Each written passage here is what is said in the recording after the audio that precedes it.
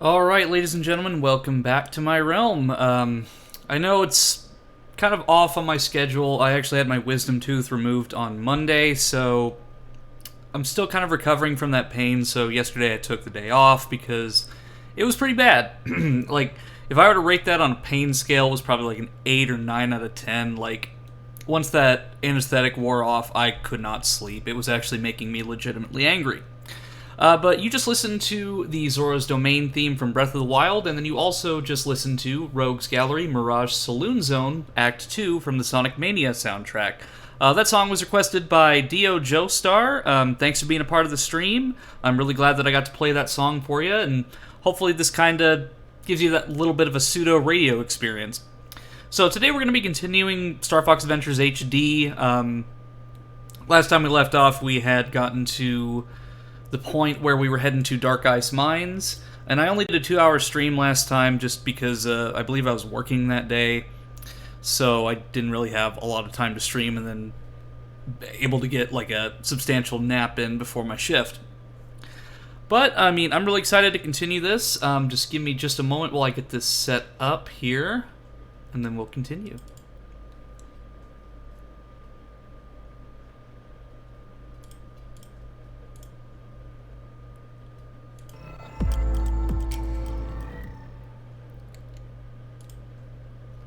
And as always, I hope everyone's doing alright today. It kind of feels more like a Friday to me, honestly, but usually days that I don't work my other job, it feels like a Friday to me anyway, because I've got a really weird work schedule. I still can't get over how good this game looks with this HD mod. It's just incredible. I'm also surprised that I'm already 19% through of the way of the game. I mean, maybe it's just because now that I'm older, the game isn't as long as I thought it was. But, I mean, it is what it is.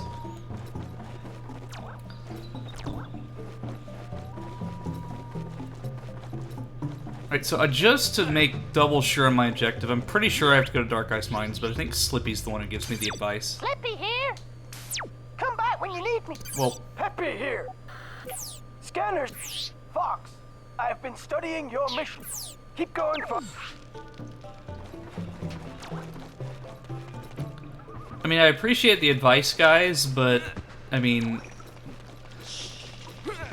the Star Fox team, their advice is about as useful as a GameFAQs walkthrough.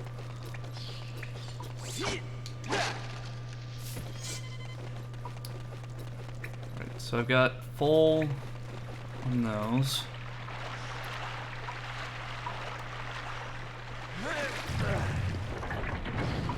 Alright, come on up here, Tricky. Stay.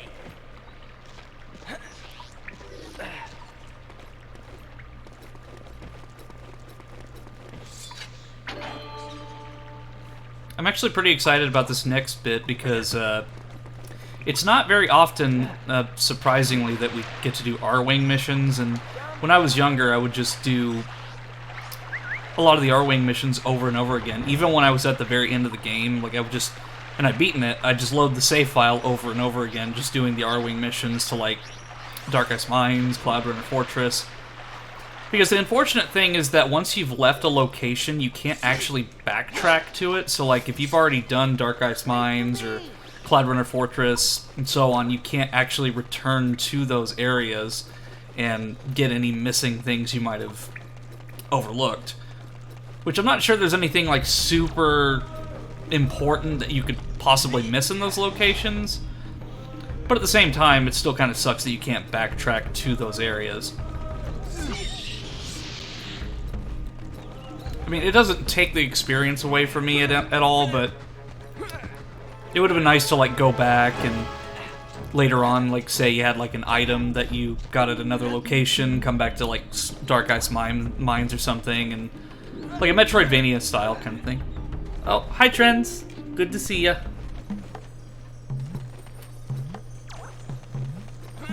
I noticed you were playing TF2, so hopefully I'm not distracting you too much. Let's see, I think I need to get a couple items that are here.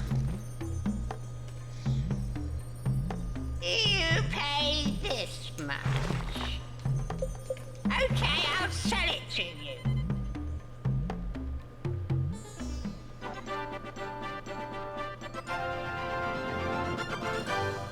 Do I need it? Probably not, but 200 years I've been... this game is very generous with your health. I mean, it's basically just Zelda in terms of health and magic.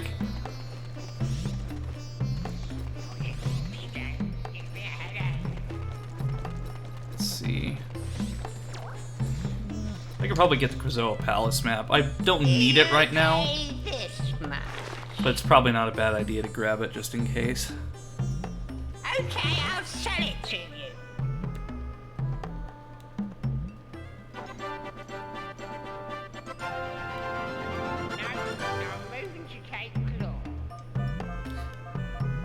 Man, this shopkeeper talks a lot of shit under their breath.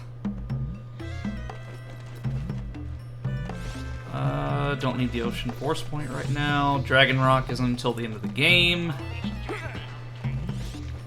Cape Claw. I mean, I could save myself the trouble and just get them now, but I also want to kind of conserve my scarabs just in case I need to grab something later.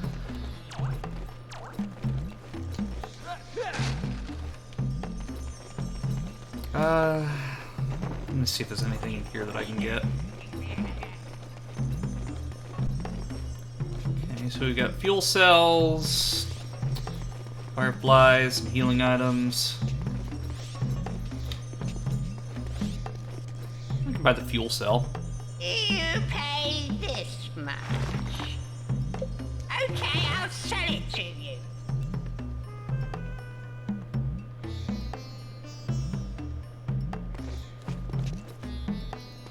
I've been pushing around these goods.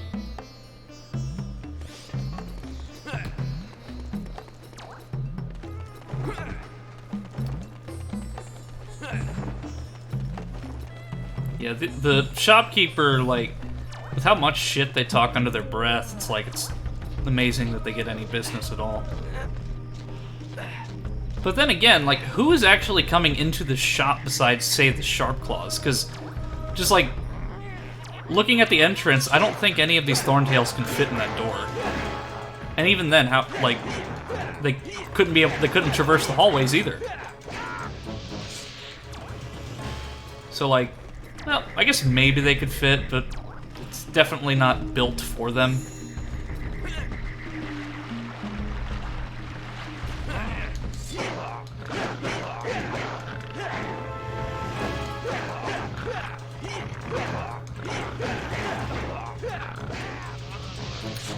Excellent camera.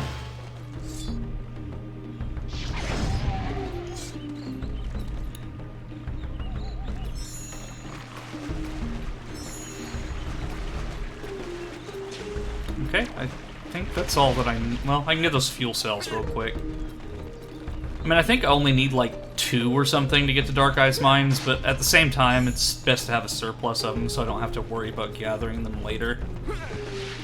Saves me just a little bit of time.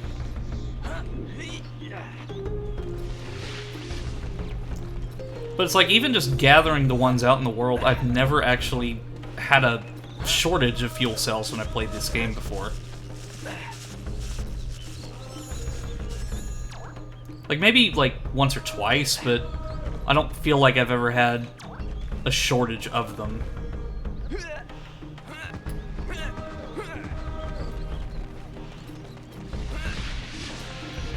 Let's have Tricky dig here real quick.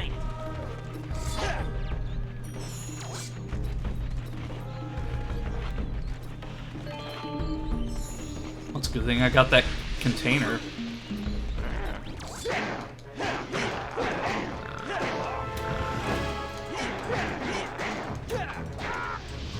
Okay, now I'm back at full health, and we are good to go.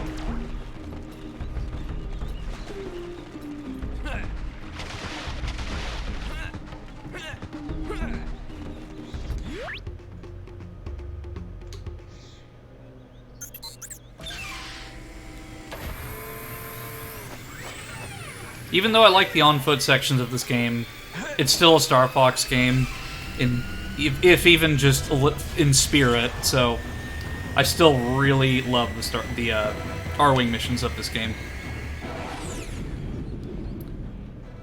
Hey, you know, how are you? Playing the best Star Fox game I see? Oh, hey, Kit. It's good to see you, man. Yes, I am playing the best Star Fox game. Well, I think it's not... I don't actually consider this the best Star Fox game. I mean, who am I kidding here? But I do think it's very underrated, and underappreciated. Because when you look past the Star Fox title and you just play it for what it is, it's a really fun game. There's a lot of inconsistencies and some stuff that was cut unnecessarily, but it's still really fun. And a gorgeous looking game for 2002. Fly through 3 gold rings to open the gatekeeper's force field.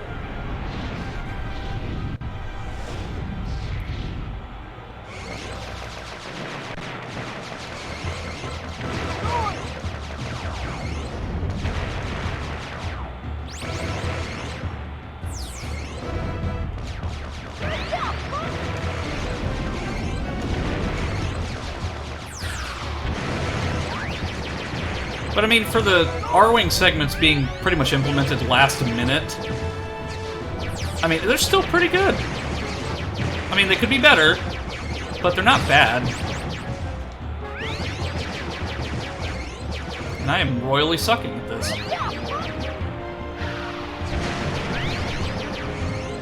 Running into absolutely everything.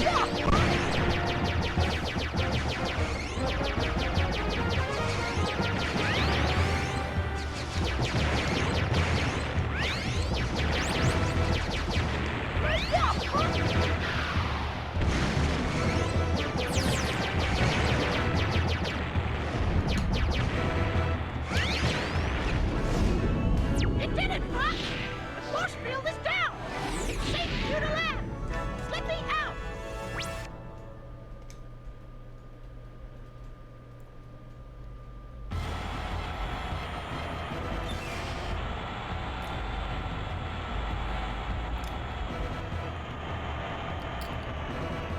Though, I will admit, I do like how you can replay the Arwing missions as many times as you want. So, like, if you have the right amount of fuel cells to get to a certain location, it doesn't take any new fuel cells to return to said area. So it doesn't strand you somewhere, but... I really like how you can replay those missions at your discretion. Just so, like, if you just want the Star Fox experience, you can just do that. Also, I feel like there could have been a better place for Fox to land it than inside of what is clearly an active... Well, I wouldn't call this a volcano, but like an active caldera. Because, like, one wrong, like, one small earthquake and that R-Wing is done.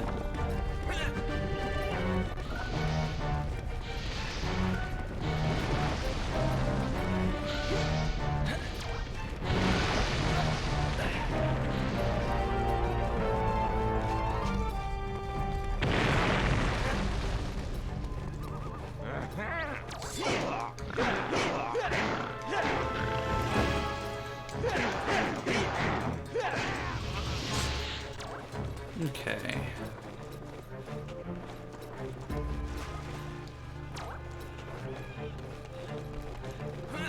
I'm gonna talk to some of these snow horns because it's been a fair minute since I've actually been to this location. Okay, that's great advice. I mean, that's kind of what I already figured, but...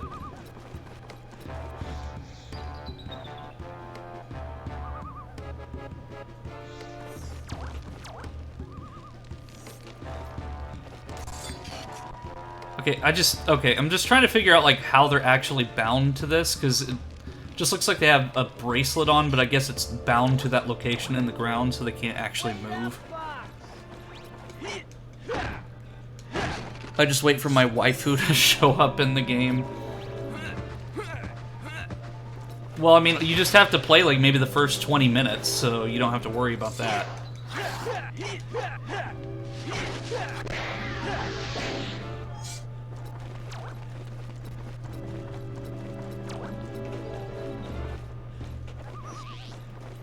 Okay, I think I need Tricky's fire breath before I can do anything there.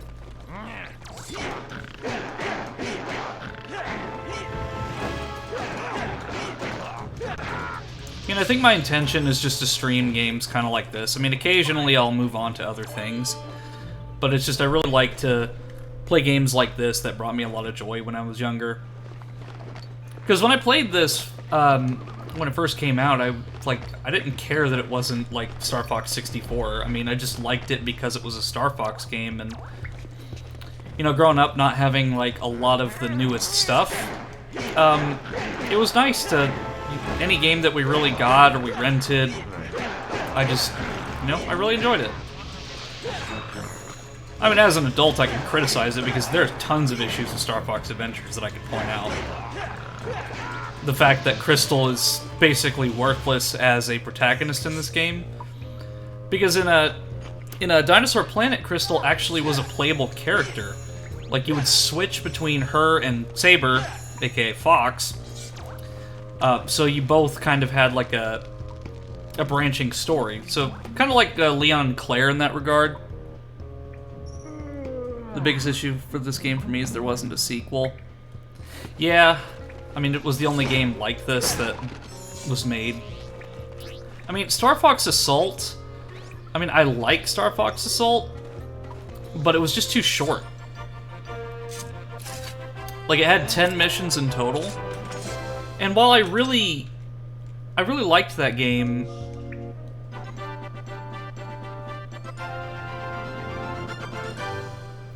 I don't know if you're yanking my chain there by saying these things about Star Fox or not. But, yeah, like, Assault was really fun. A bigger ripoff than Metroid coming back only to release other... Oh, yeah. Yeah, like, Assault was really fun. It just was really limited. It had 10 missions. A lot of them were on foot, and the controls were kind of jank. But it had a really fun multiplayer mode. Like, I had really good mileage in multiplayer mode.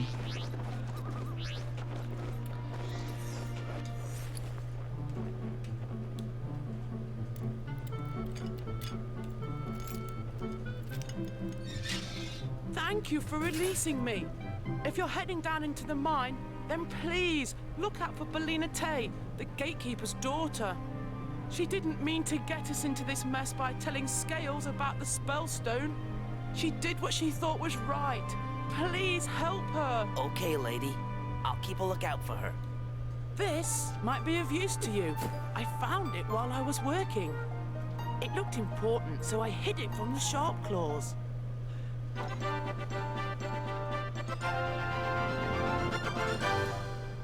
Who do you guys want for Smash? Waluigi. Okay, so I'm hearing you guys want more Fire Emblem rep.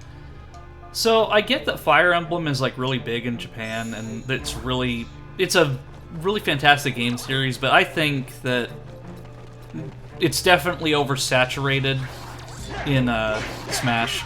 And I think the same thing with Pokemon characters. Like, sure, having the classic characters return is good, like Mewtwo and Lucario and so on, but Fire Emblem and Pokemon reps, there's just too many of them in Smash.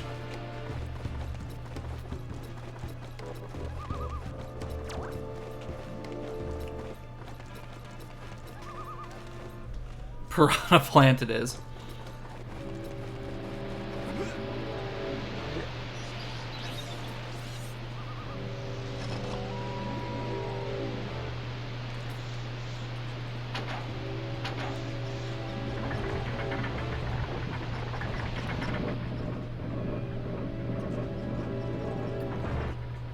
Hey guys, look who we added on our DLC. Oh hey, Banjo, that's neat, thanks. Also 3 Fire Emblem characters, goddammit.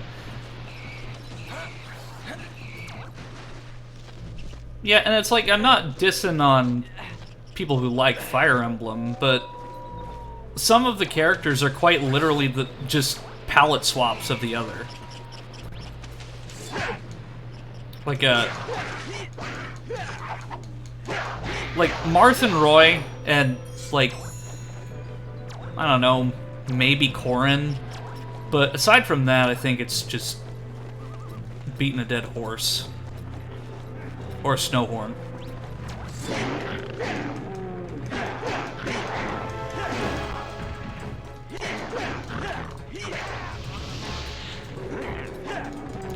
I just want to know how much money Nintendo has to pay royalties to all these companies that licensed out their characters.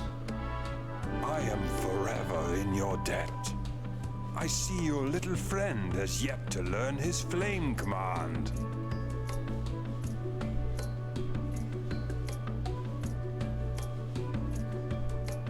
Go on, youngster. Give it a go.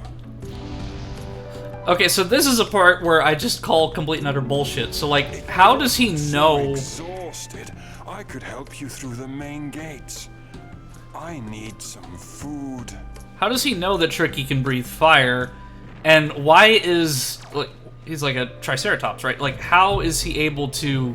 like, that's just such a random thing to add as a mechanic. It's like, oh, he can breathe fire now. That's interesting. Yeah, like adding Sora to Smash. See, that was really surprising. But I can only imagine how much money Nintendo had to spend to get just that Mickey Mouse chain in the game.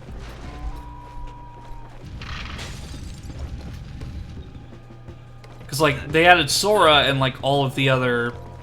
they added, like, other Kingdom Hearts characters as spirits, but none of the Disney characters. Are they forgetting how important and vital Donald and Goofy are to the story? I mean, I get it. Nintendo probably had spent a lot of money just licensing out a lot of these characters, but... or getting the licenses for them, but at the same time. I was surprised that they actually added Crystal from Star Fox Adventures as a spirit. Or not a spirit, but a trophy.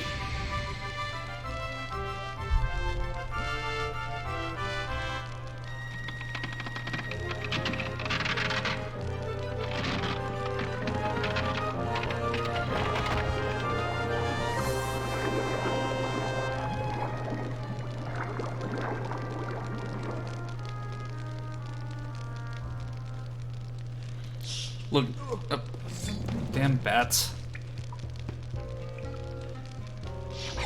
Okay. Look, Nintendo, this is great and all. We just want Waluigi, then play Mario Party. I want him in Smash. Sucks to be you. Here's this guy from Persona. I mean, Joker's cool, though. Like, at least he's from a franchise outside of Nintendo, unlike Fire Emblem.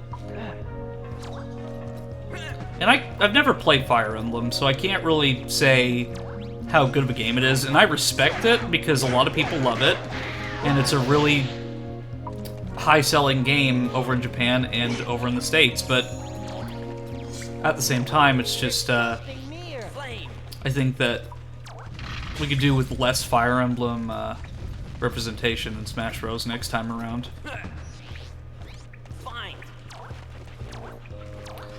Because the companies were literally begging Nintendo to add their characters. Like, I think, like, Microsoft wanted to add Master Chief, at least allegedly. And then Capcom was talking about how they wanted Dante in the game, and... which, I mean, he did eventually get in the game in the form of a Mii costume, but... it's like, it seems like a lot of the characters that people really wanted were just... they were pushed aside into the forms of Mii Fighter costumes, which I guess is better than nothing, but still.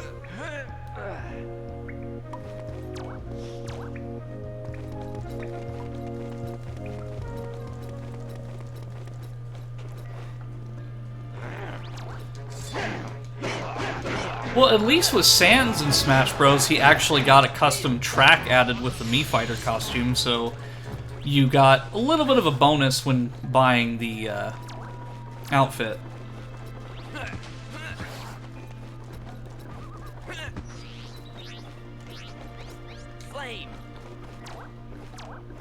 But there's a lot of costumes I didn't end up buying for Smash Bros. Tricky, what are you doing?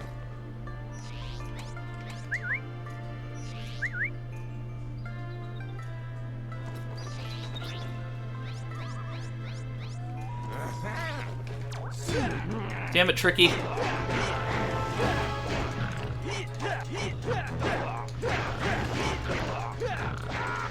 You're not Ashley from Resident Evil 4. You're supposed to be able to follow me and not get into trouble.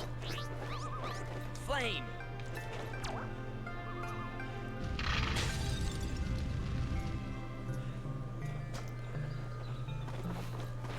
Well, I mean, what would you want to be in terms of characters in the next Smash? Like, anyone, like, particular that you can think of that you'd like to add? Because something that's genuinely shocked me is how many licenses Fortnite has gotten. I mean, I don't like Fortnite, and I hate Epic Games with every fiber of my soul. But it's like, I can respect it just because it's introducing a lot of the younger generation into gaming and third-person shooters and whatnot in a mostly safe manner. But seeing as they have, like, Goku, Darth Vader, Chris Redfield, the Mandalorian, and fucking Isaac Clarke from Dead Space, it's like, I wonder how many kids are going to be playing Fortnite and they see that skin and they're like, hey mom, I want this Isaac Clarke skin. It's like, okay, what game is he from? Oh, it's a game called Dead Space, and then the mom looks it up and then they see, like, all the dismemberment shit and the, like, absolute violence that Dead Space is.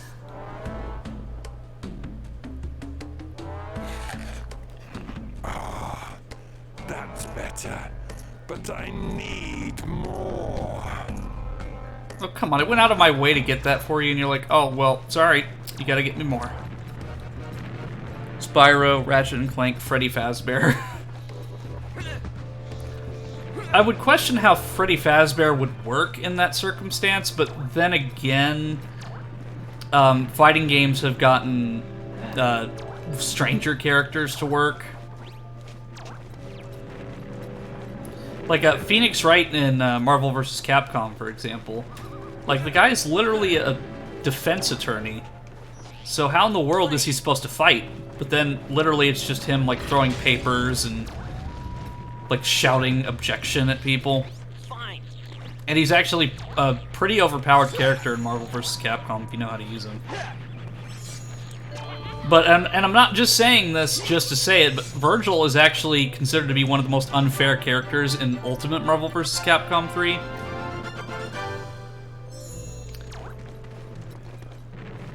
Because his combos are just absolutely insane, and the fact that people who play that game and rage against Virgil, and then I tell them, okay, well that's literally just his DMC3 moveset.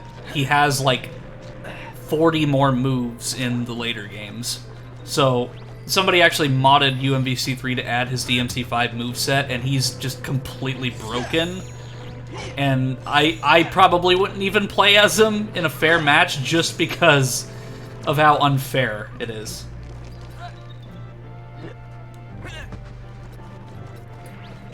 And speaking of Virgil, I want the Quantum Ranger from Power Rangers Time Force. Well, I mean, there's, what was it, Power Rangers Battle for the Grid. Surprisingly good fighting game from what I've seen. And literally Daniel Southworth just quoted Virgil for all of his lines, and some of his moves are actually echoing Virgil, so it's like, it's literally just an amalgamation of Virgil and the Quantum Ranger. I mean, foolishness, Lord Zed, foolishness. Yeah, I would have thought that you would have known that. Oh, I feel much better. Kind of like how Johnny Young Bosch is the Black Ranger from Mighty Morphin. Get on my back. Let's smash those gates. Though I wonder if you know that too. You didn't know that? Oh, okay. So I guess I blew your mind twice in a week. Yeah, Johnny Young Bosch plays, I think, the second Black Ranger in Mighty Morphin.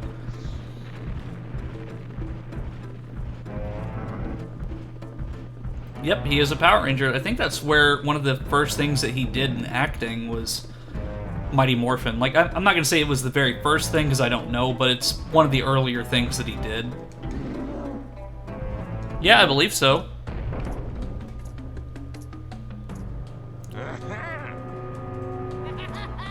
Yeah, I couldn't tell you which one off the top of my head. I just know that he's one of the Mighty Morphin Black Rangers, because I know they changed cast, like, mid-series. But he's reprised his role a couple times, doing, like, crossover episodes and callback episodes. But yeah, like, he was, in Mighty Morphin, and he's coming back for this reunion film that's been in development.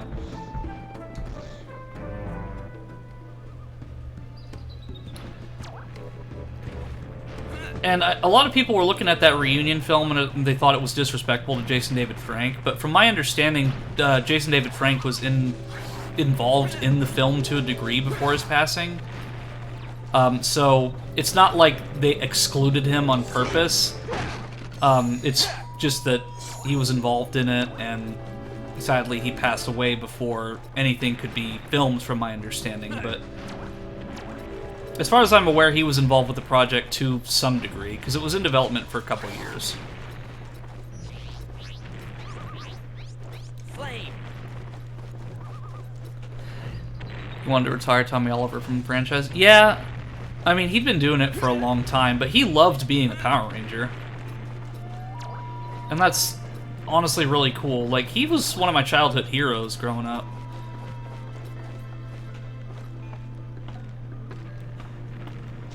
And well, technically he still is a hero. I mean, his influence is still felt. Because, like, I watched him in Mighty Morphin, Zeo, the brief time he was in Turbo, Dino Thunder, and I stopped at Operation Overdrive. That was when I stopped watching it. So I watched, like, SPD, Mystic Force, and...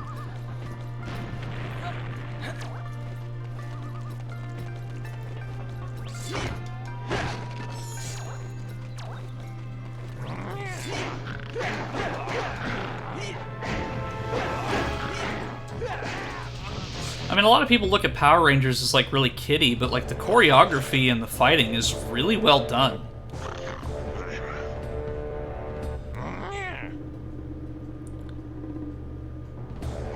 He was done playing him regardless. He might have come back for this one. Yeah, I guess it's, you know, it's just, Tommy had really done everything he had sought out to do. Because in the expanded lore, his son, I believe, got the Master Morpher, and he broke the damn thing. You were in control of a Sharp Claw cannon. Use the control stick to aim the cannon and hold A to fire. The longer you hold down A, the further you can shoot. Okay, get the point.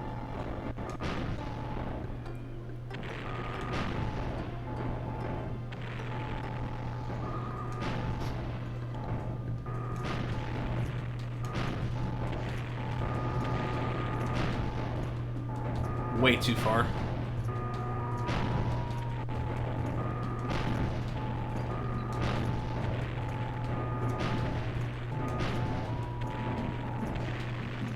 At least there's some AoE for this cannon.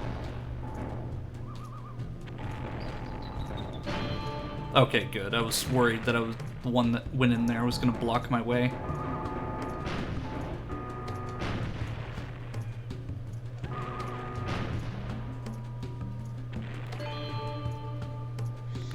This looks like Spyro.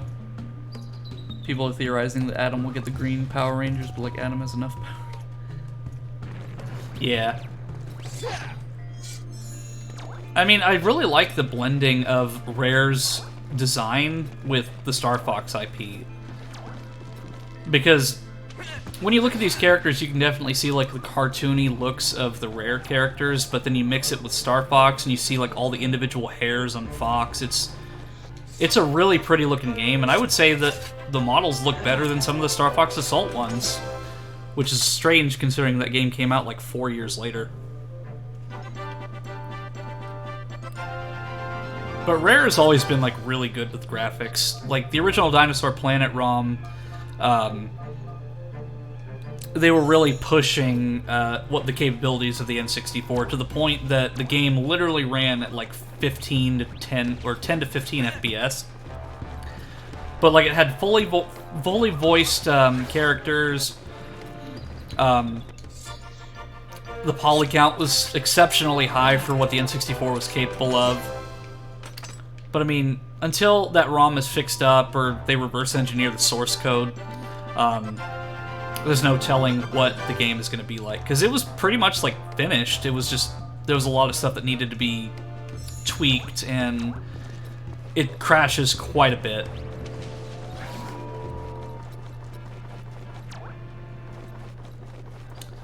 But I do like, as far as Power Rangers are concerned, I really like how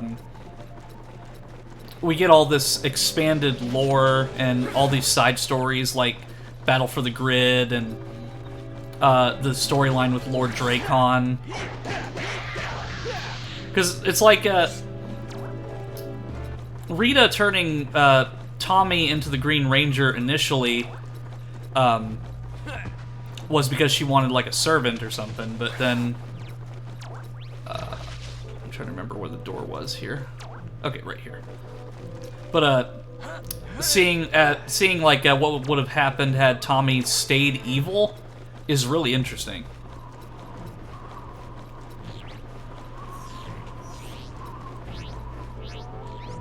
Flame.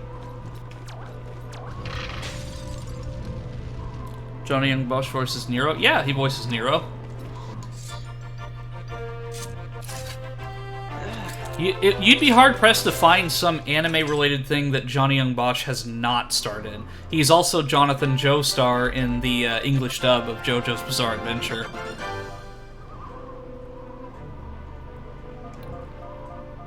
Well, Ruben also played like a side character. Like, there was like a Hollywood tour thing or something.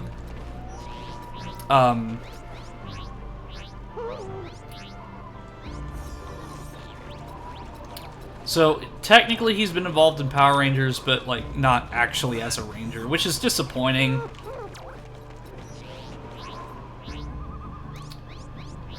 And I like Ruben Langdon. I mean, I've met the guy. He's super cool. Like, incredibly nice, very patient. Like, it's just cool to have a conversation with him. Like, I talked about, like, aliens and shit with him when I met him, which was really cool. But he is a bit of a, like... He is a bit strange at some of the things that he posts on his Twitter, but I mean, to each their own. I mean, I post a lot of weird shit on my Discord, so it's not like there's any difference there, but... Like, I'd like to get in contact with him again. Him and Matt Hill, like, I haven't talked to Matt Hill in quite a long time. The last time I spoke to him was, right as, You Know What started back in 2020. Okay, so I need to... Can I take any of these cogs off of this? I don't remember if I'm supposed to do that or not.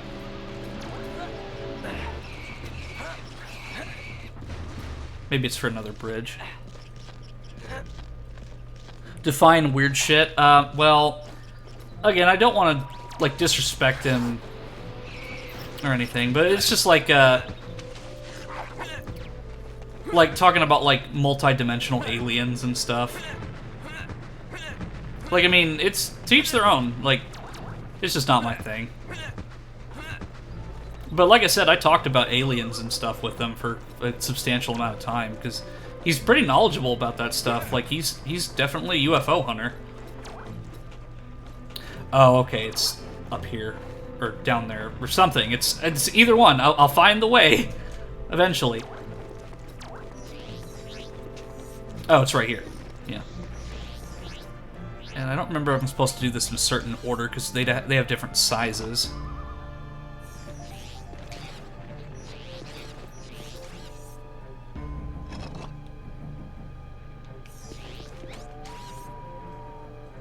Okay, I guess it doesn't matter.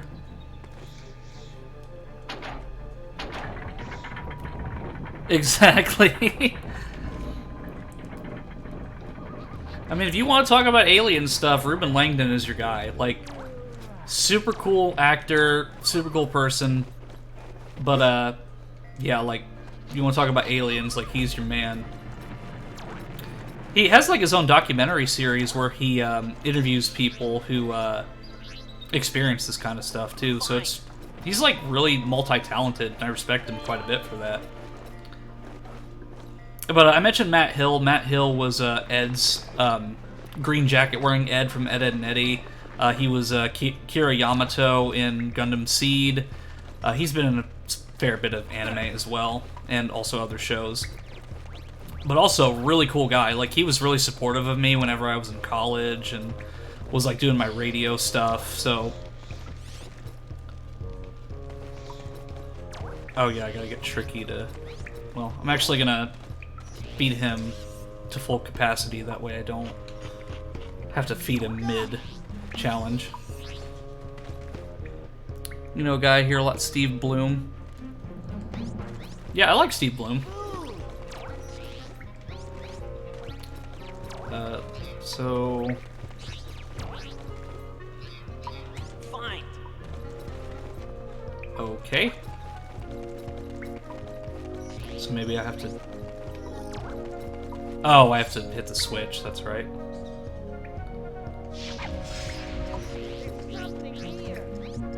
Flame.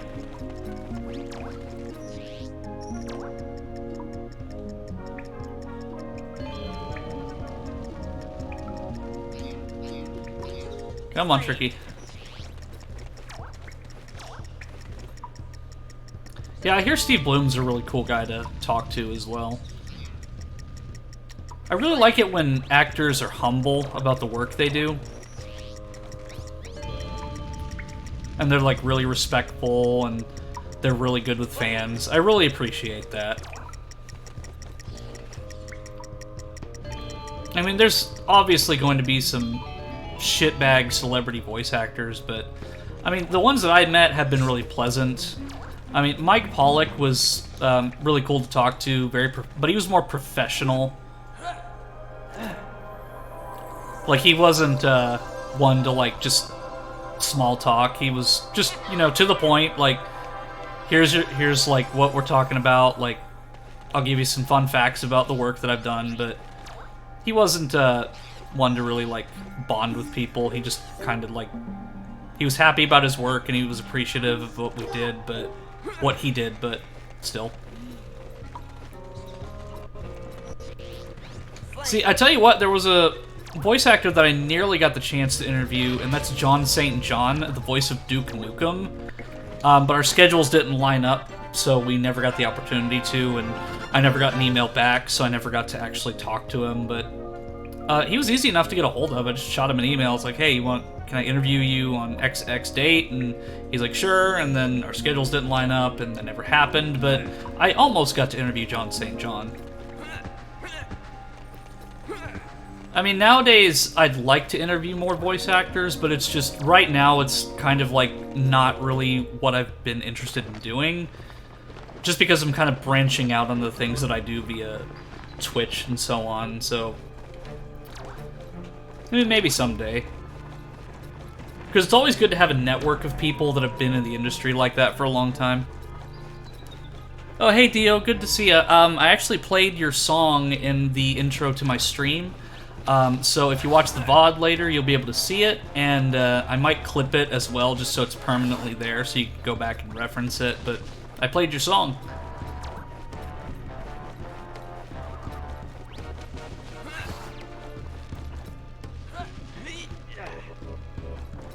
And see, something that made me angry is that my little brother actually got to meet Johnny Young Bosch, and he didn't get me a freaking autograph. I mean, he had posted it in the Discord chat saying, like, oh, hey, do you want an autograph? But I was literally, I think, either asleep or at work, and then he didn't end up getting me one. So, like, if I meet, like, the voice actor for Joseph Joestar or something, I'm gonna get an autograph for myself, and then I'm just not going to get him one as revenge. I don't get to go conventions a lot, but still. Of course, I wouldn't actually do that, because I'm not like my brother. I just like to give him shit about stuff like that. Yeah, no problem, Dio. Glad to kind of make your dream come true to an extent, because I remember you said that the radio show didn't have the song. guide the Snowhorn through the blizzard, he will need to be fed alpine roots as you explore. Look on the ground and walk over them to eat. I mean, I wish it were this easy to eat. Just walking over the food and it's just immediately in your stomach.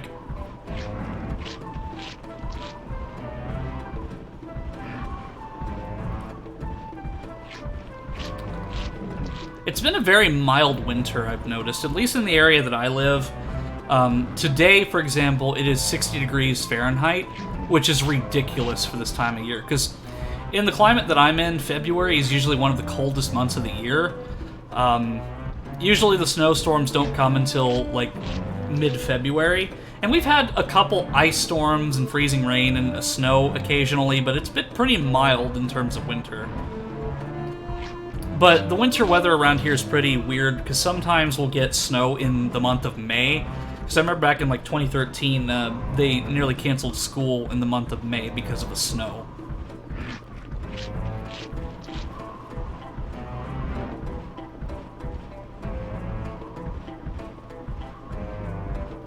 Alright, come on, Snowhorn. Okay, there we go. Tricky? Tricky!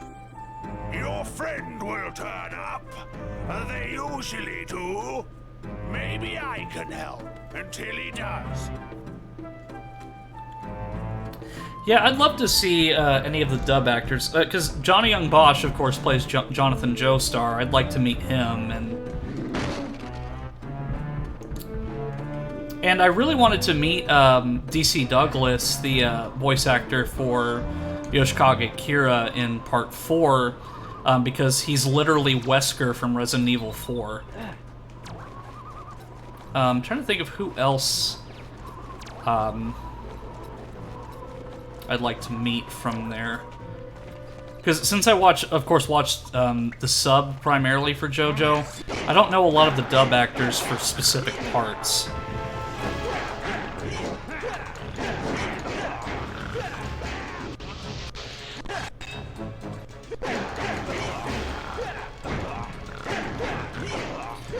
I know that the YouTuber Young Yi, he plays Poochie in Part 6. And I'm not really subscribed to him, but I'm just really amazed that he actually played Poochie. Voice Optimus Prime. Yeah, I'd like to meet him too. Like, really any voice actor. It's just that I live in one of those areas where you don't get a lot of big conventions for like hundreds of miles around. You have to go to like LA or a bigger city that's a few states over to actually meet any of these people. But occasionally you'll get somebody cool, but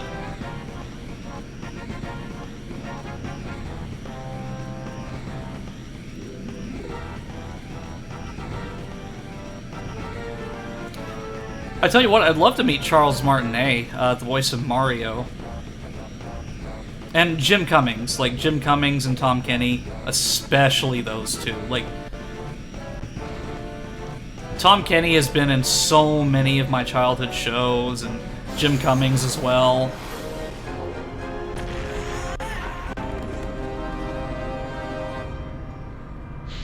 Because, like, if you want like a resume that's that'll use up like 60 trees worth of paper, just look at Jim Cummings' resume. Like, that man has been in everything. Voicing Winnie the Pooh to the Master in Fallout, to Captain Matthias in Dead Space. Like, that man and Tom Kenny, those two are just phenomenal actors. And it took me until I was an adult to realize that those two collaborated on Cat Dog. So, like, Cat was voiced by Jim Cummings, and then Tom Kenny voiced Dog. So you literally have two of the greatest voice actors of this generation teaming up for a show. And, like, I mean, I haven't watched Cat Dog since I was a kid, so I can't really tell you if it's any good now. But I loved Cat Dog when I was a kid.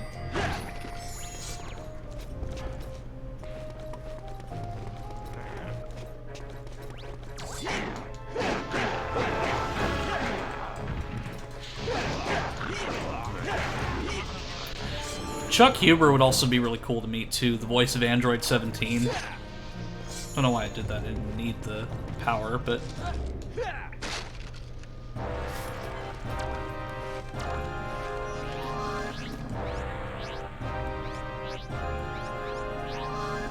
Oh yeah, I don't have Tricky, so I can't get that. What am I thinking? Ron Perlman's another good example. Been everything from voicing the narrating the intro to Fallout, or all the Fallout games, to voicing Lord Hood in Halo 2, Hellboy.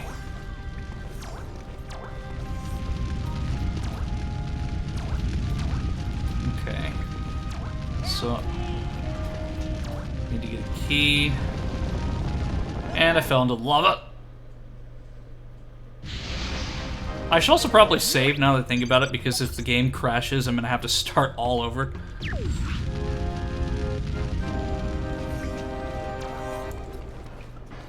Okay, so I need to get the keys before I can actually do anything over here.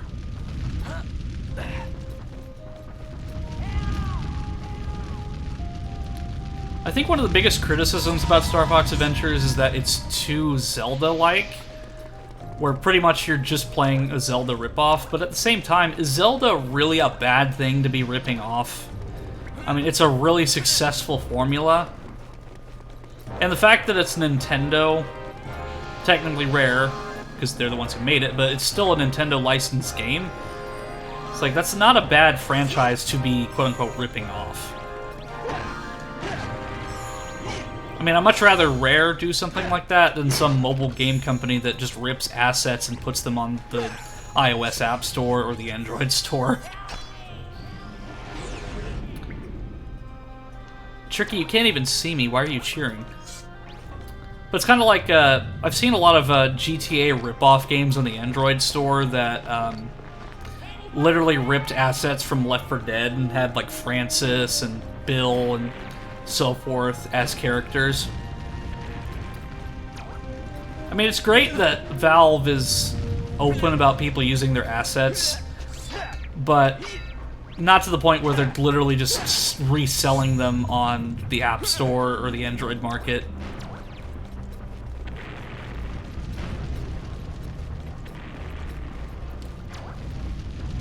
Okay, so I need to turn that flame off. Yeah, bear with me, ladies and gentlemen. It's been probably 12 years since I've played this game, and even longer since I've done the Dark Ice Mines dungeon, so I am probably going to be running around like a chicken with its head cut off for a while, just because a lot of this stuff I don't really remember off the top of my head. Because I'm guessing I have to go this way, but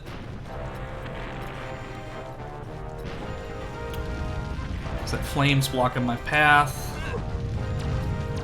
and I can't go up there, so I'm guessing I have to get Tricky first.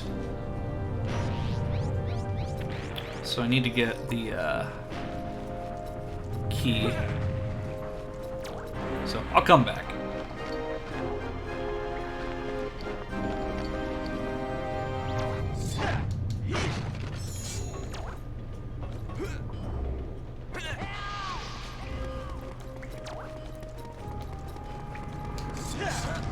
Scarabs.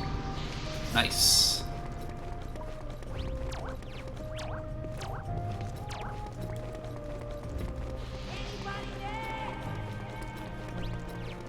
I'm here, Tricky. I just, you know, struggling to find my way around. Okay, so this is the room that I need Tricky for.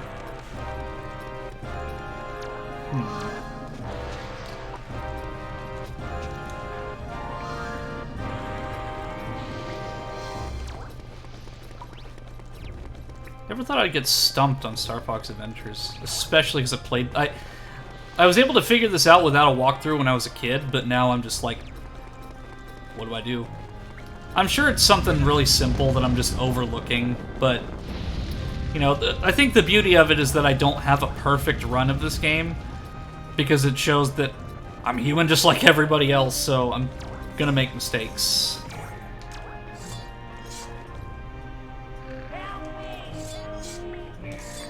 So, Tricky, riddle me this. How are you screaming for help when you are clearly taking a nap? Well, it looks like you don't need any help there, bud. I mean, you're You fell asleep well enough on your own.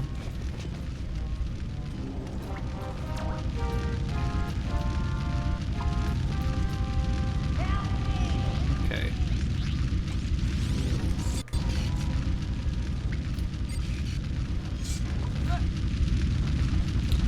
There's definitely something that I'm missing.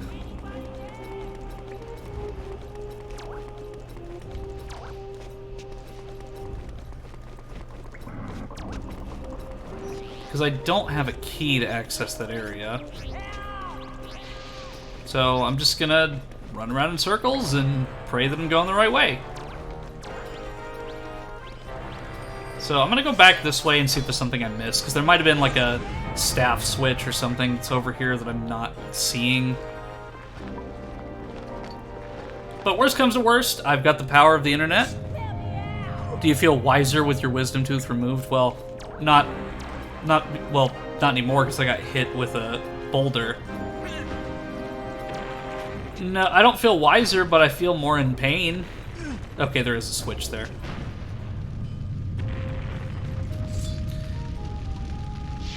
Yeah, I was originally going to stream yesterday, but the pain was just too much.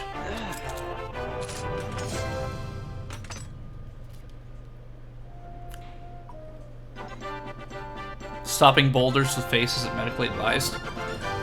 Well, I mean, how else are they going to remove my wisdom tooth? I mean, just straight up boulder to the face is probably a faster method than anything else. Don't really need any anesthetic for that one. But yeah, I tell you what, like, I have a decently high pain tolerance, and that was some of the worst pain I've been in a long time. Like, right after the anesthetic wore off, which took probably about an hour for it to fully wear off, it was terrible. Like, it was probably like an 8 or 9 out of 10 on, like, facial pain scale. It was to the point I could not sleep even if I wanted to. And it was to the point, like, I was legitimately actually pissed off because I couldn't sleep. I was more pissed off that I was in so much pain than actually focusing on the pain itself.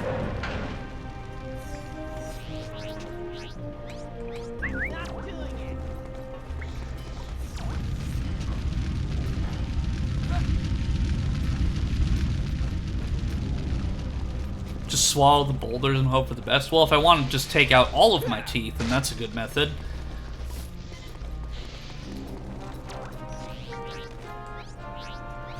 I mean, ideally, I do want to get all of my teeth fixed at some point. I don't think I'm going to need to remove any more wisdom teeth for the time being. It was just one that was giving me trouble. But, ideally, in the future, I'd like to get my teeth fixed because a lot of my teeth are really crooked. It's not really that appealing looking, so...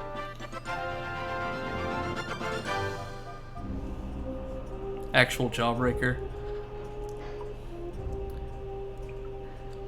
Yeah, Taylor, that's what I mean. It's like, when you're in, like, that so much pain, you want to sleep because it'll at least alleviate the pain for a temporary amount of time. But it's just, you just can't fall asleep. Like, I've had some pretty bad migraines, I've had muscle pain, I've been, like, super sick in the past, but, like, that was this is probably one of the worst pains I've been in years. I mean, I'm fine now, I'm able to stream, but I'm kind of taking it easy on the food and stuff right now, just because I don't want it to open the wound again. Who are you? I am Fox, and this is the Crown Prince of the Earthwalkers. We've been sent by the Snowhorn Gatekeeper to find the Spellstone. Do you know where it's hidden? My name is Belina Tay. The Gatekeeper is my father. Did he send you to rescue me? I'm sorry, Belina, but he feels you have betrayed the beliefs of the Gatekeepers. We were only sent to find the Spellstone. The old fool. I had to save the tribe. If it wasn't for my father being a gatekeeper, none of this would have happened in the first place.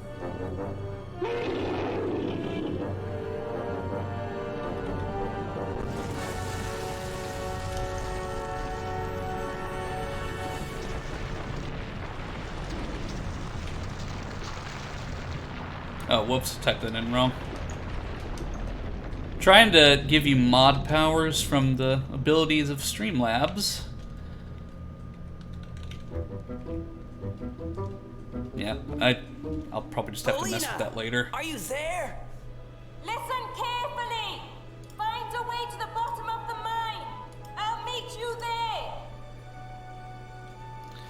I honestly didn't know Fox had a voice, didn't he? Used to be a silent protagonist. He had a voice. Let's see. Because it gave me the option to, on behalf of my shy friend, she also says hello. Her name is Sai. She's just looking for now. Well, hello. Welcome to the stream. But yeah, I'm trying to give you mod powers there, Dio, but it's, for some reason my, chat isn't working for that. Because I also need to add Nightbot as a mod. But, like, for some reason it's not giving me the, ability to do that. Unless I'm supposed to, like, put the hashtag... Okay, there we go. Mod.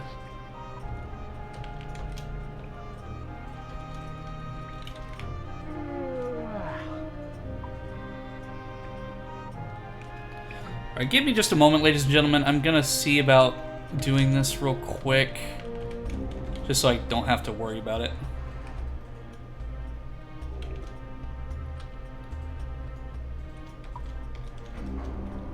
Because it keeps telling me that you have an invalid username, so I'm just going to copy and paste it.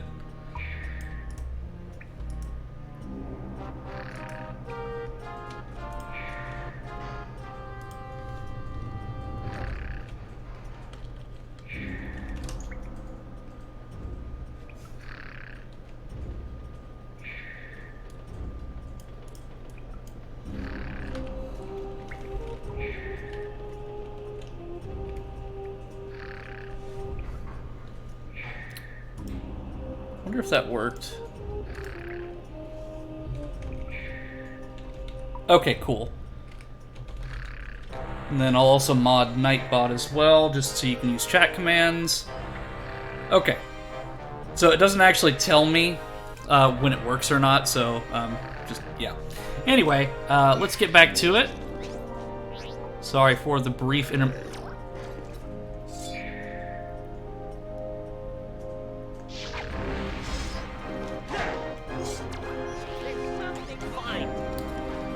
Damn it, Tricky.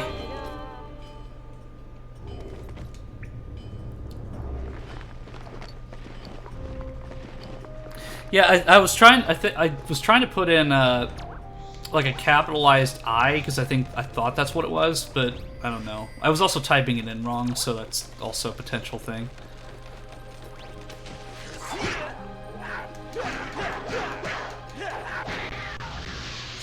This room actually has one of my favorite tracks in the entire game.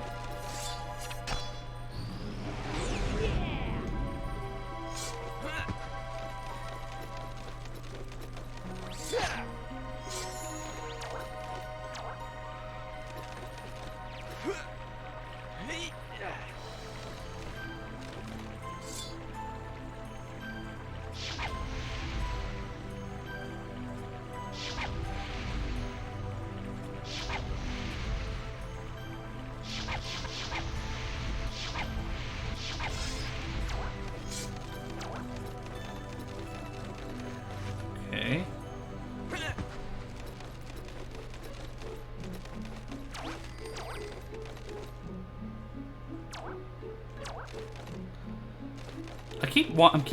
I keep wondering if I'm jumping the gun by going to some of these locations, because like I know that I'm supposed to get on an ice block over here, but I don't remember if I'm supposed to shoot them down or if they come from inside there. Oh, maybe I have to destroy them in the center of the room first. Because maybe I'm on the right track. I'm just again, jumping the gun.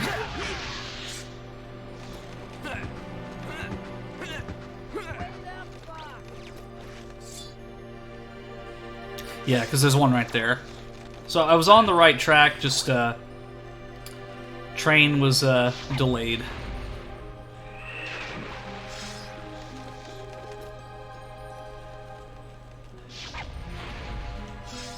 I think there's one more.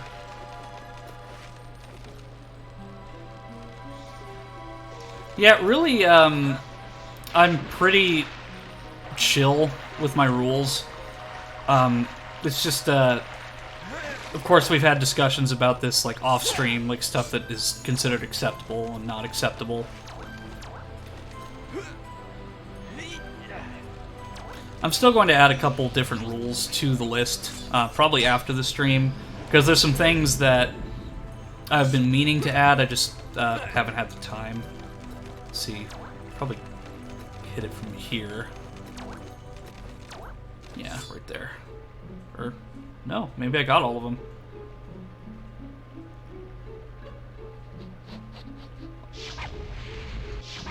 Okay, well, my memory is like a goldfish, and my train of thought has yet to leave the station.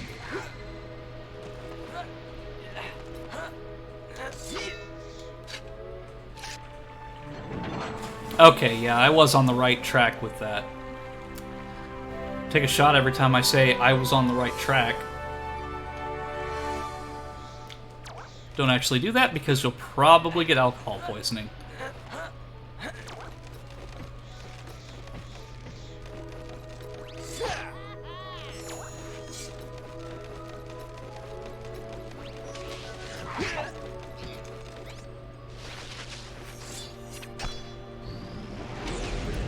Alright, Blaze, thank you for popping in and saying hello. It's always good to have you. Especially in my darker times.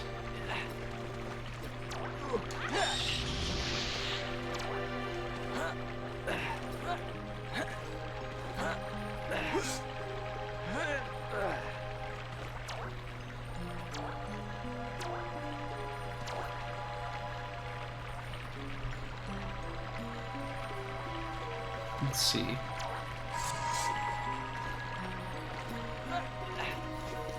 Yeah, I remember what's tolerated. I think the general rule of thumb is just having common sense and avoiding uncomfortable or controversial exactly.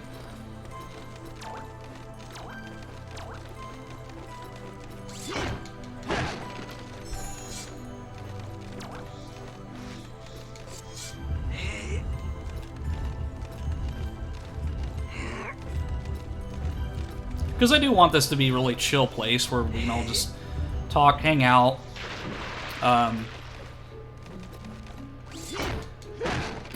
If people just want to, like, experience some 2000s nostalgia, they can always come back here and watch the stream. Because I know there's a lot of, like, crazy shit going on in the world, and I kind of want to bring a little bit of light to that situation. Because I can't fix anything like that, but I can at least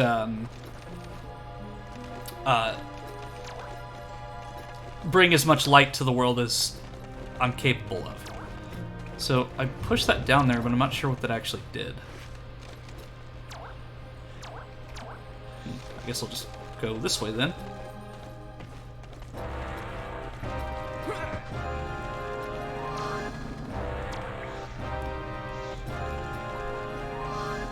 You were providing me company while I cook my bird? Ooh, what kind of bird?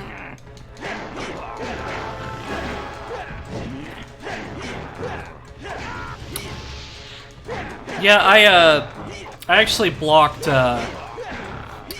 just standard run-of-the-mill slurs. Like, there's probably more than I'm missing, but just the ones that you would see, like, commonplace.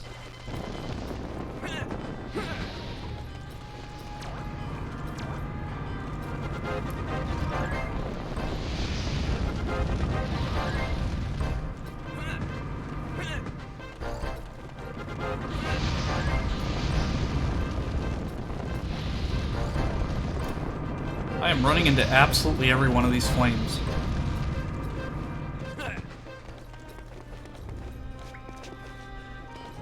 Beef. Yum. Where's the beef? I think that's what, the Wendy's slogan? Belina! You made it! It hasn't been easy. Now where is that spellstone?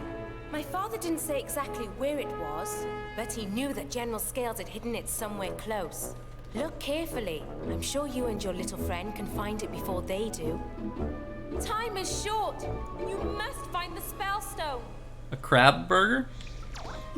Sounds interesting.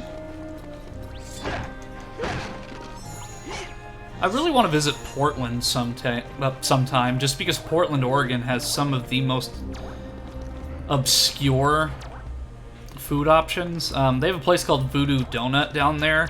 I think it's a branch that's kind of expanded past the Portland area, but it's they make like custom donuts that are just really cool. Plus, there's just a lot of like weird food, like sushi donuts for some reason.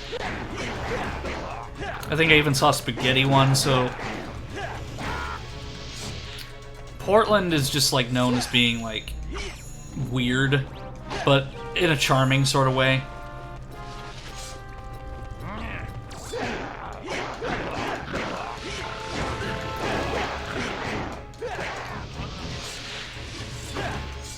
Fox! I lost you in the blizzard. Some sharpclaws found me and threw me in that stinky cell.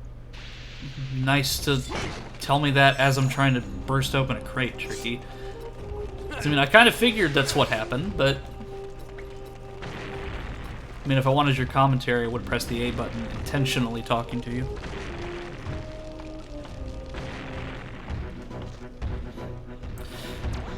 Oh, have mercy. I hate this part so much. Oh, I just remembered what I have to do. So, this part, I have to take this explosive barrel up this walkway and avoid the ones that are falling down Donkey Kong style. But they have sometimes an unpredictable pattern, so it's... Oh, I hate this part so much.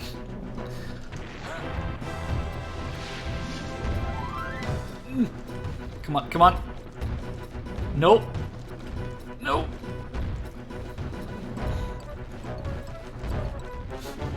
Ooh.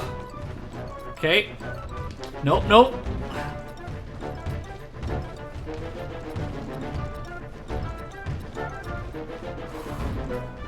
Which way is it going? Which way? No! Fuck! I was in the middle of saying fox, and then my brain instinctively said fuck, so it was... Oh, I hate this part so much. I probably spent, like, hours on this when I was a kid. I mean, it's a simple pattern, so it's usually, like, left, right, and so on, but it's just... Sometimes you just... Like, bad luck is on my side. And when you get too close to the edge, Fox just tosses it into the abyss. So, I think I have to... Yeah, I place it, like, right here. But that's not the end of it, because there's also a crane that I have to grab. Have to grab the barrel with, and the crane, I have to put it through fire. So there's a potential that it could also get incinerated by the flames. It's frustrating.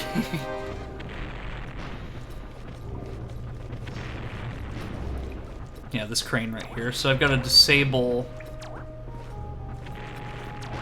Well, first, let me see if I can get that. Okay, I can't reach the sharp claw yet. I also need to see, like, where I actually need to bring this barrel, which I guess it's over here.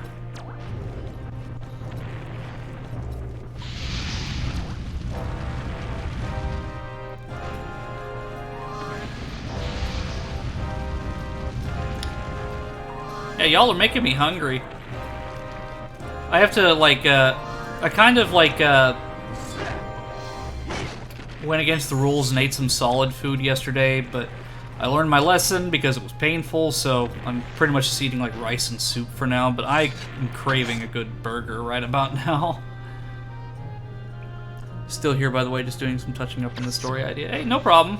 Like, if you, like, having me on in the background, if it helps you to just kind of have some company.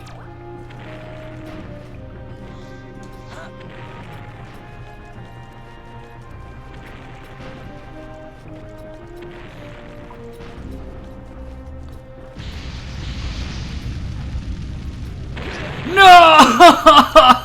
God damn it! Oh, you motherfucker! Oh, I knew that was gonna happen, yet I stood there anyway. God damn it! It's okay though. I mean, I know what not to do that next time.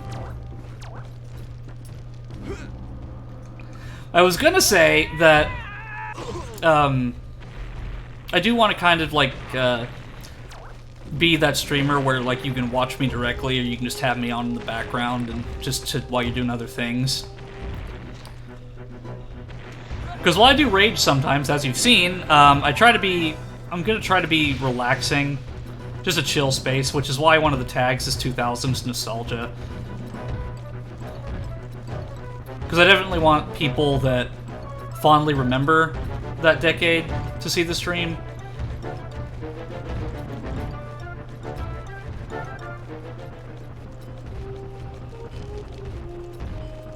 Because it's just crazy to think that in the beginning of 2001, or from the year 2000 and then to 2010, just how many great games came out in that decade, and just how technology in games advanced to such a crazy state. Because we went from the N64 to the Xbox 360 and PS3 in that era.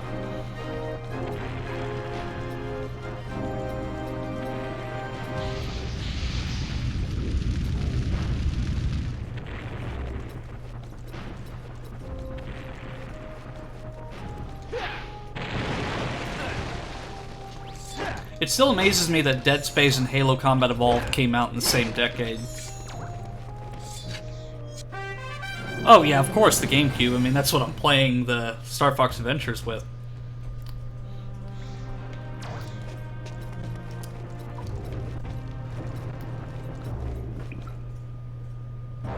Yeah, I don't know, like, you've discussed some story ideas with me, Kit, but I'm not sure which one you mean.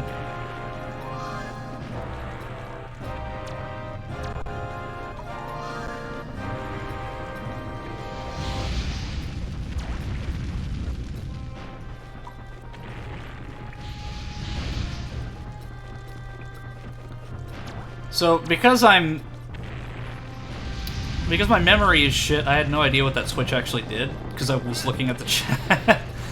I gotta pay more attention. Let me see if I can deactivate it.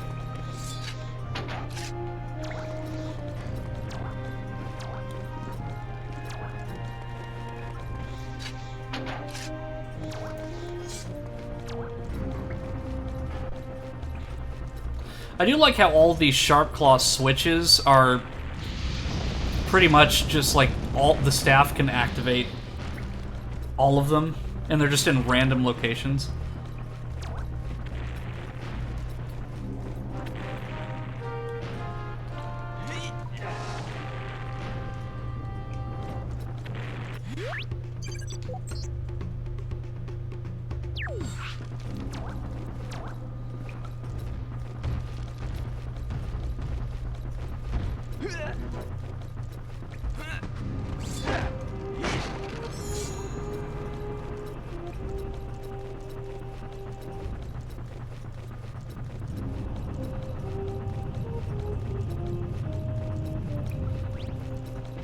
Wonder what this button does.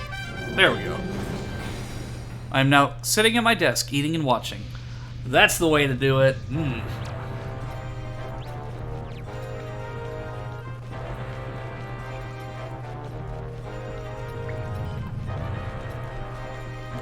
Before I got my L-shaped desk, I was using like one of those wooden dinner table stand things. Like a TV dinner stand for my monitor.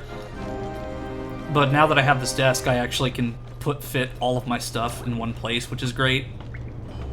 And I have enough space to eat, too, which is fantastic. It's kind of having, like, my own little office.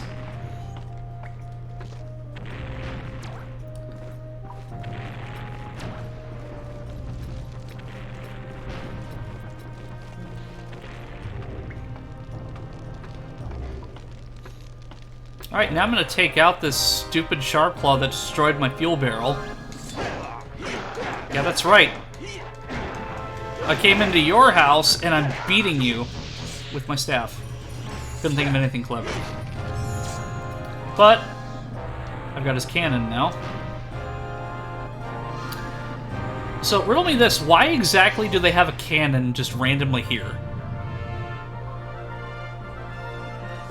Maybe it's just in case, like, any of their, any of the Snowhorn slaves escaped or something. Well, that's kind of fucked up. It's like a sentry turret or something. My desk is tiny, so I have to move stuff around. Yeah, I have to move my keyboard primarily, just because the way that I have my desk against the wall, it gets kind of awkward, so I have to move, like, my keyboard and my mouse pad and such. I'm actually just gonna fall down because that's the quickest way. Because it only took, like, 2 hearts away.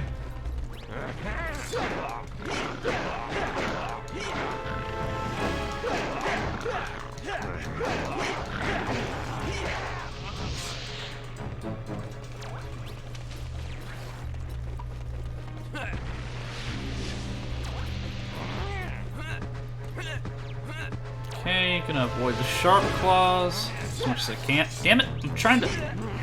Okay, if you wanna go down, then we're gonna go down.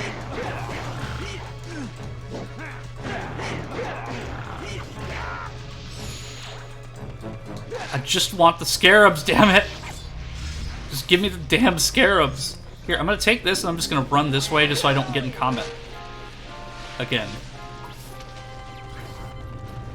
Can't be good for their bank account. Yeah.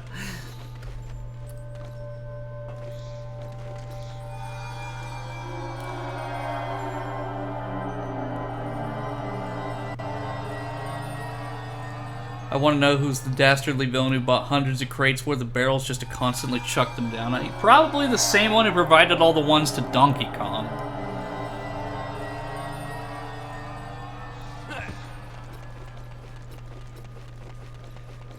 There's actually an arcade not too far from where I live, in one of the bigger cities. It's 1980s themed, and it plays like old music videos. Like there's an entire room dedicated to the first Ghostbusters film. But like the upper area and then the basement is filled with classic arcade games, and they're modified to where you don't actually have to use any real coins, so you just press the button and then it gives you that extra life or power up or what have you. But Donkey Kong was pretty abysmal at it. The only arcade game that I can say that I'm actually any good at is probably Xevious. But like Dig Dug and all those other ones I'm pretty abysmal at. But I mean, like, I was born in '96, but I still have like a love for 80s pop culture. Because I was raised around like 80s and 90s culture. He's got the spell stone!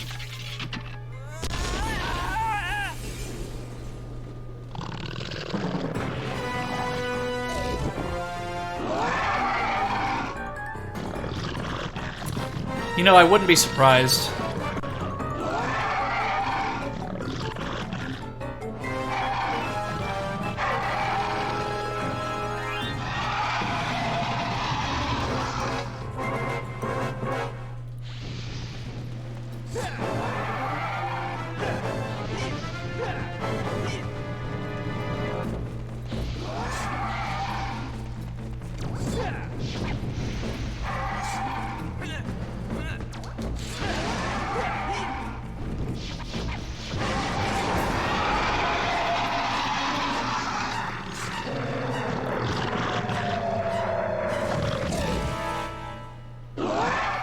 You know, Trends, you mentioned business idea. Wooden Barrel Wholesale for Villainous Lairs and Purposes, LLC. There's already a company that does that. Its name is Acme.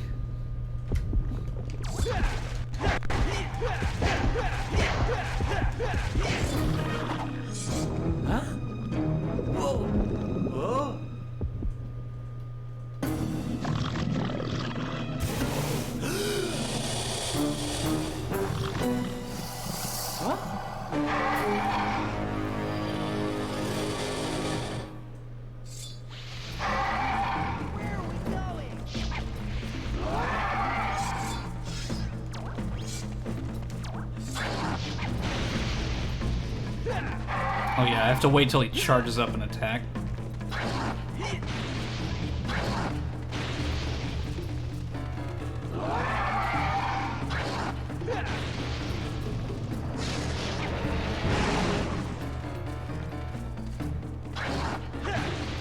Am I literally just gonna be able to stay in this one location?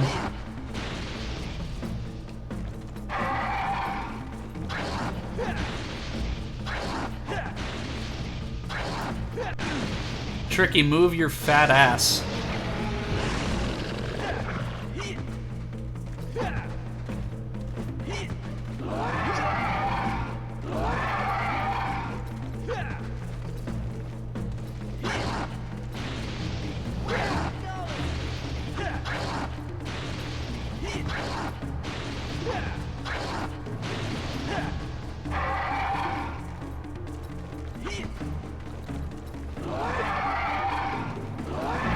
I mean, it's literally just a waiting game at this point.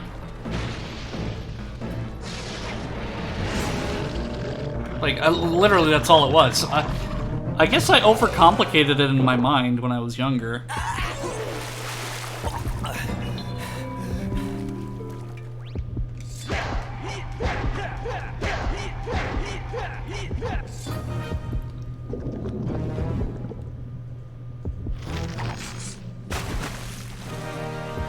Funnily enough, Dead Space 3 has a moment just like this, where you get swallowed by the enemy and you have to destroy its insides.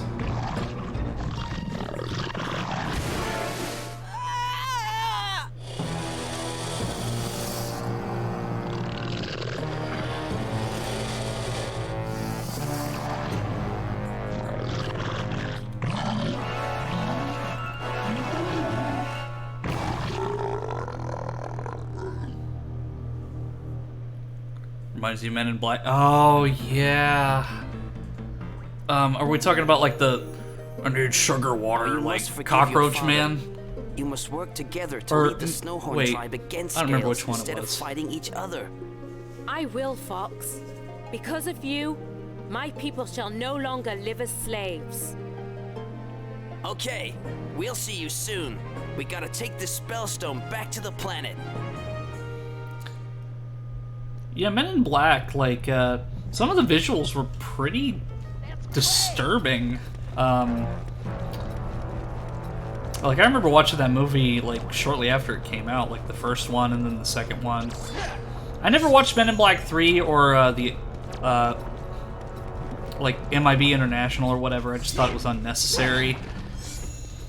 But, like, some of the visuals of those movies were pretty disturbing for how young I was when I saw them.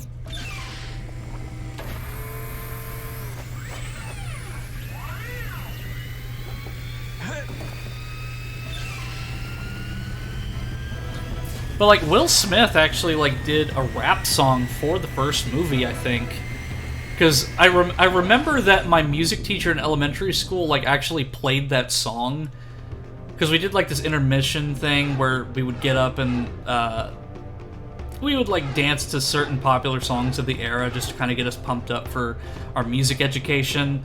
Don't really remember much more of that class save for that, but like Bye Bye Bye by NSYNC, Men in Black by Will Smith.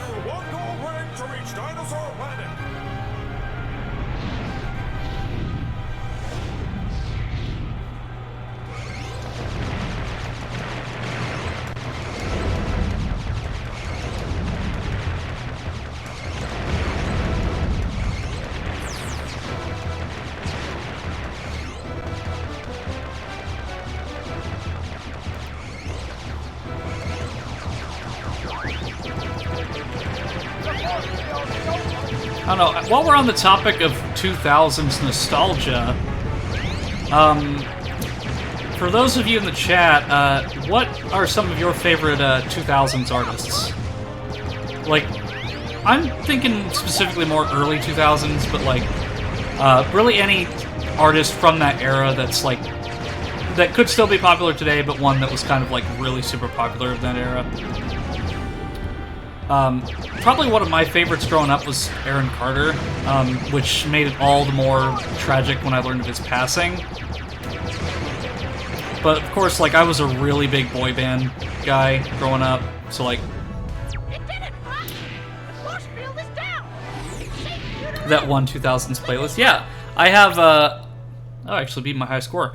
I have, on my Spotify, I have something literally called the Millennium Playlist, which is just songs that I remember listening to as a little kid.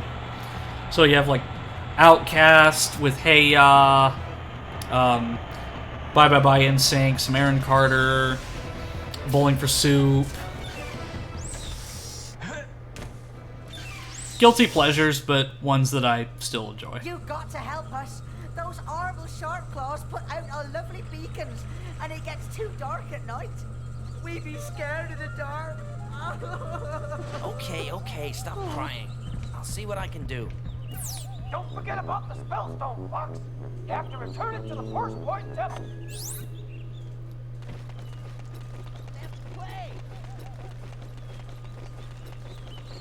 Okay.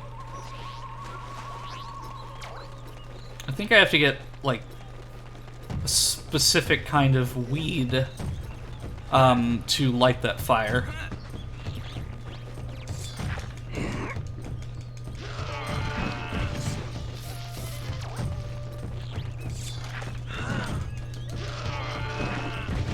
PSP Sum 41, Nirvana, Outkast. Yeah, like, I didn't get into Nirvana until much later because, well, I consider myself to be like a 90s baby, early 2000s kid. Because I was born in 96, so I did experience the 90s, but only the tail end of them, so I wouldn't call myself a 90s kid, more of just a 90s baby. Or a 90s toddler, I guess.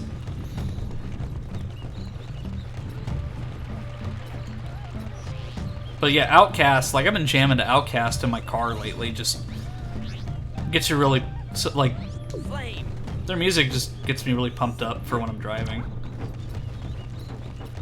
Plus, because it just kind of reminds me of a time where, like, things were stressful back then, but it was a different kind of stress. Okay, I need that weed to set that fire.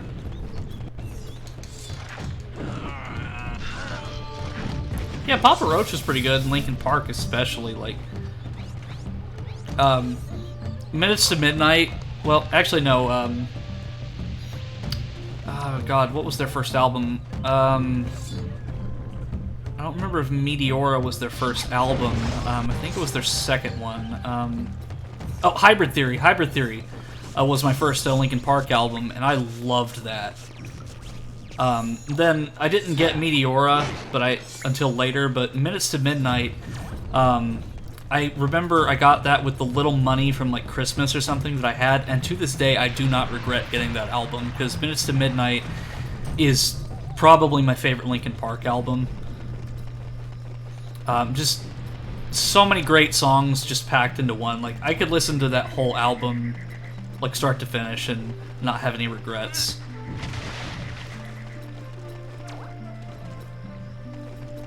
So, I'm trying to remember, I think I'm supposed to get like a fire weed or something to light the torches at night, but I don't remember exactly how I'm supposed to get them, so I'm going to go back here and see if I have the Force Point Temple map, because that's something that I'm definitely going to need.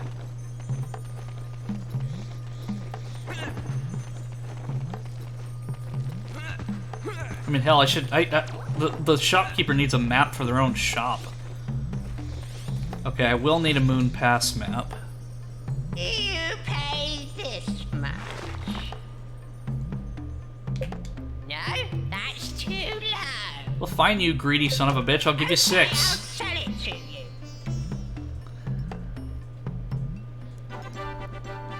Oh, dude, who was that lady that wrote the Save Me song? Save Me from... that was, Evanescence, I believe. I believe that's the song you're referring to.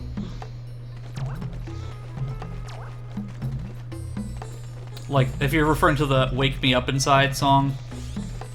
Because that's the only lyric that I can think of. HD Star Fox temperatures. Starefax temperatures, what this? Hey, Kagenza, good to see ya. Yes, HD Star Fox Adventures. Oh, here's what I need, the Volcano Force Point Temple map. You pay this much. Okay, I'll sell it to you.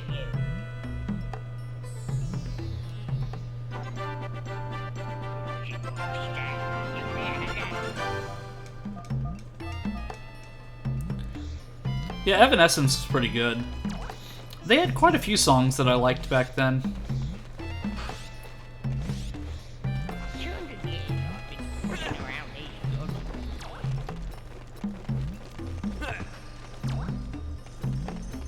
woods. I would say Linkin Park was probably one of my favorite bands of the 2000s. Like, they were probably my favorite band for the longest time. Probably after the 2000s going into the 2010s, at least in the early 2010s, I was really into Slipknot, like Corey Taylor. Because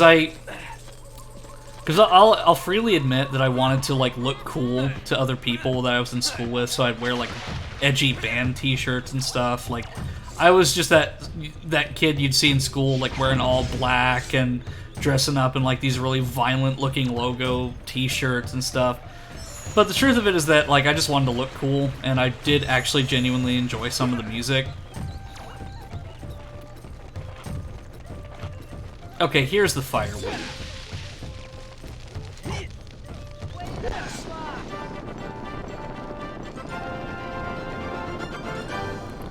For some reason, Twitch decided to give the worst quality by default. Yeah, I'm streaming at a 720p, 60 frames per second. I mean, it's not like super high quality, but it's the best that I can do with my internet.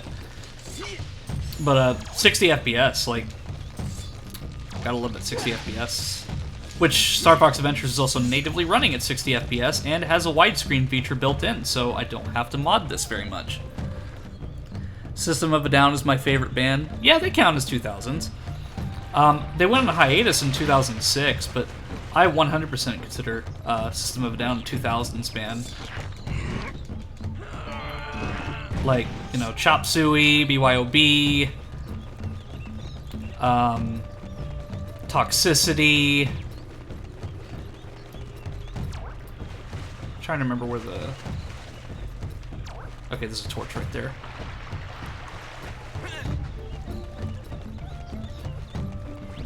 Like, of course, Chop Suey's more of a meme nowadays, but, like, I even liked some of Serge Tankian's solo stuff that he did for a while.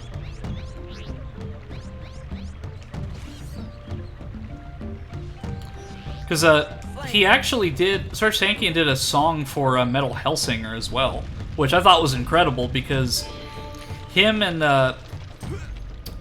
his guitarist, I believe, Darren, can't pronounce his last name... they've been like feuding for years, and that's why System of a Down hasn't made any new music since probably like 2006. Because I guess they're like they have differing views on the direction of the band.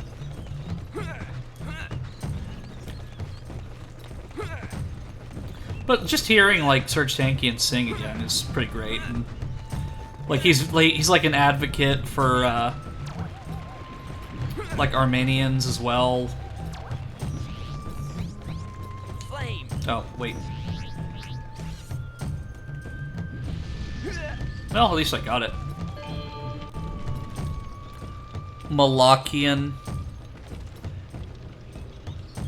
We had uniforms, kindergarten, middle school, but in high school I used to wear leather jackets. Yeah, Metal Hellsinger was really fun. I played just the demo for it, but like, it was incredibly, it was cool. Like, it's a way to continue the Rock Band Guitar Hero-esque genre into a first-person shooter, and I think that's really creative, because Rock Band is one of my favorite music-based games, that and Guitar Hero, and it's just a shame that it was, to be completely honest, it was kind of a fad of that era with the plastic guitar, and nobody wants to do that anymore except for the people who grew up with it. Yeah, it's just a shame. But yeah, when I was, I think at first in school, like, I just kind of wore, like, whatever, so I wore, like, polo shirts, like, just, like, not, like, super formal stuff, but,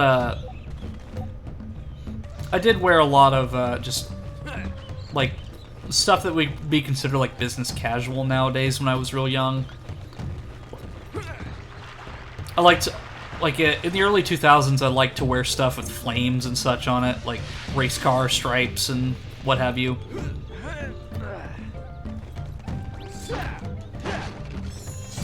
And then, of course, in middle school, I wore band t-shirts and the like.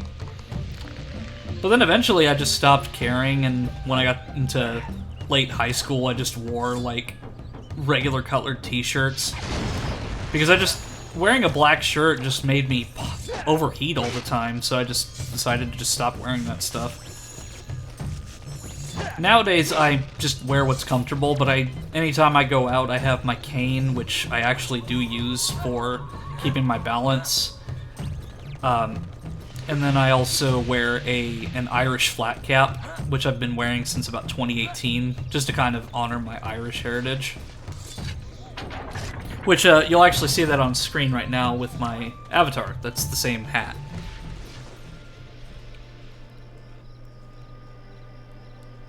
We don't get clothing freedom until uni down here. You wore leather jackets in the summer, even during PE. Well, hey, leather jackets are still pretty cool.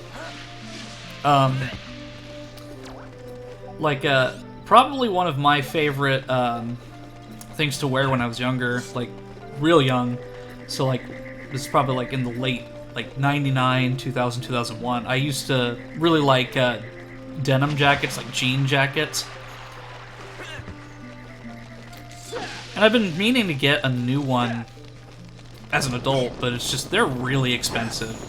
Because I used to work at JCPenney, and we sold, like, all the designer brands and name brands, and, like, one of the big ones here in America is Levi Strauss. And Levi Strauss is, oh wow, it was like $80 to $90 for a denim jacket. It's insane how much money those are. And I want to get one because I have, like, a lot of travel patches, and I want to make a travel jacket. Because, like, I try to get, like, little knickknacks from different places that I visited, and a lot of those things that I get are patches. So I want to get one that can kind of showcase all my travels. And I also have a shelf that I have different knickknacks that I've collected over the years as well. Like, I have a Lincoln Memorial statue, a St. Louis Arch, a space shuttle from the Space Shuttle Discovery at the Smithsonian, a mug from the morning show that I work for.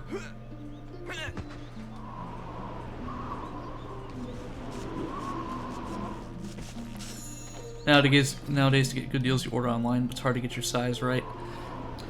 Yeah, I mean, that's really the only way you can get a good deal, because I'll be honest with you, when I worked for JCPenney, they overpriced everything, and... Is this the way I came, or is this a different way? Yeah, this is the way I came. Yeah, like, JCPenney, I don't feel bad about saying this on stream, but... They are, at least the one I worked at, they're a bunch of scam artists. Like, they really pushed, like, the credit cards, the in-store ones, but they would continuously, like, lie to the customers about what benefits they would get and take advantage of people that didn't speak English. It was horrible. Like, I just stopped offering the credit cards and took the hit on my performance review because it was just wrong. Because they had, like, a really super high interest rate, and the clothing quality was subpar at best. I mean, I can't speak for other JCPenney's in the country, but the one I worked at was junk. Like, it was... Like, if you ever want to hear that story, catch me off stream, and I'll tell you in detail, but... It was abysmal.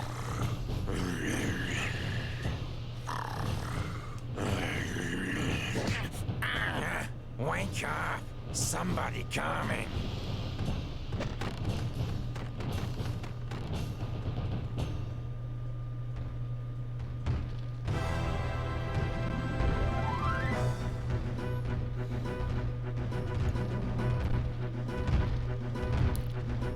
I think I mentioned it in my last stream, I also worked for Bed Bath & Beyond for a brief amount of time. And they also had the same issue, just shoving credit cards down customers' throats. And the truth of that is because if companies have you use their credit card, they don't have to pay any fees to different credit card companies. So that's why businesses try to push those in-store credits as much as possible so they can make more money that way. Oh, I need a key.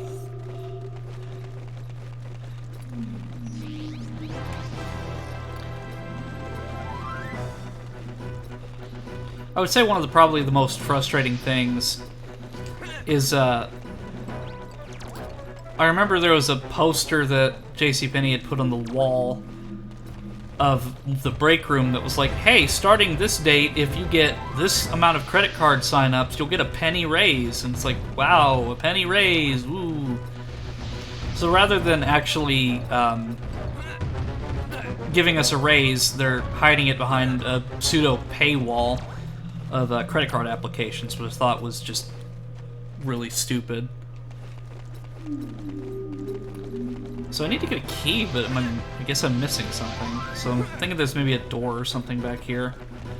Or I have to go back into that chamber and go to a different area.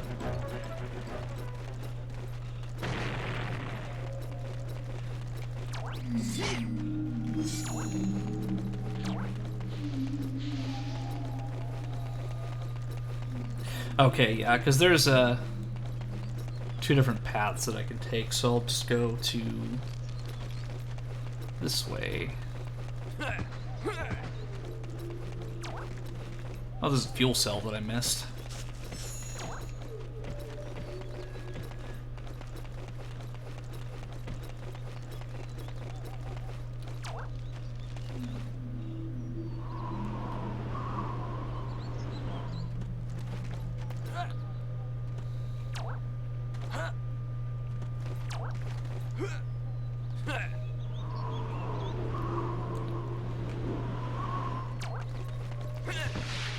And to give kind of an update on my wisdom tooth, it's feeling mostly better. I'm still hurting a little bit. Like, it's not crazy painful, but it's uncomfortable enough to where, like, I can't actually eat anything, like, super solid right now. And it's gonna be like that probably until next week, just because it needs time to actually heal the wound.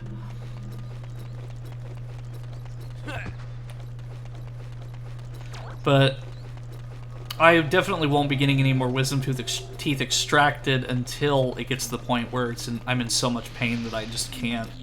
Because my other teeth are fine. Like, my other wisdom teeth haven't erupted yet, so I don't have to worry about those right now. But the one that was on the upper left corner of my mouth had been giving me trouble for quite a few years.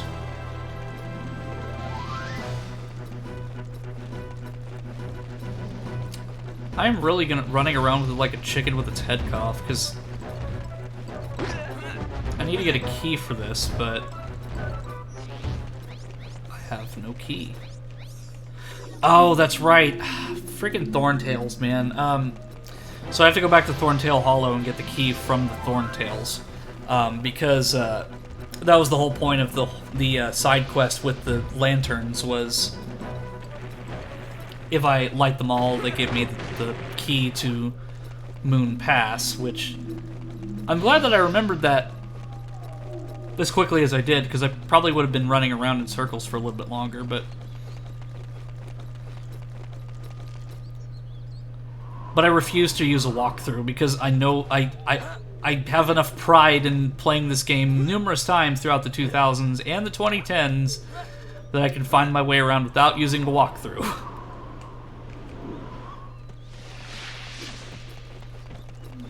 But again, I haven't played this game since like probably like 2011, 2012, like at the most recent point in time, and even then it wasn't a full playthrough, it was more of just playing an old file. So some of this stuff I'm probably going through for the first time in well over probably like 14 years.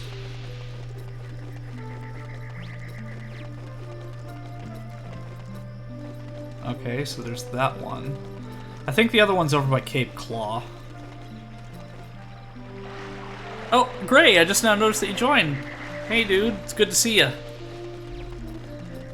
Yeah, I got my wisdom tooth removed on my upper left wisdom tooth removed, and it was not fun.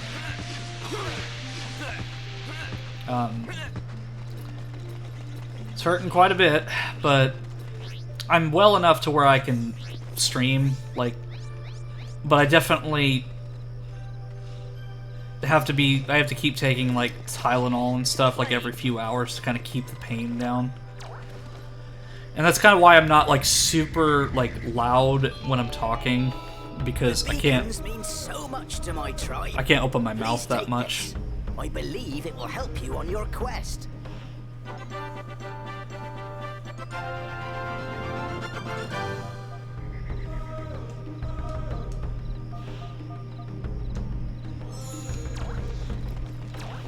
There, lit your torches. Now I'm gonna go down and get to the Moon Pass or whatever. But I'm gonna heal first, because I'm down quite a few hearts.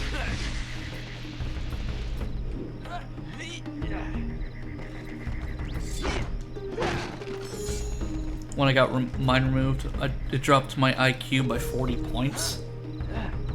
Dang it, I fell. Har, har, har. It just took me till just now to get that. Dang it. You really are, like, giving me dad jokes there, Gray, and I appreciate it very much.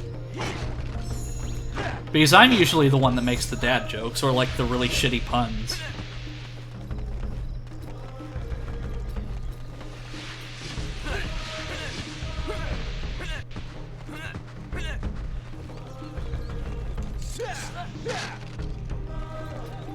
Okay, so that's Cape Claw. Well, there's fuel cells back here, so I guess it wasn't a total waste of a trip.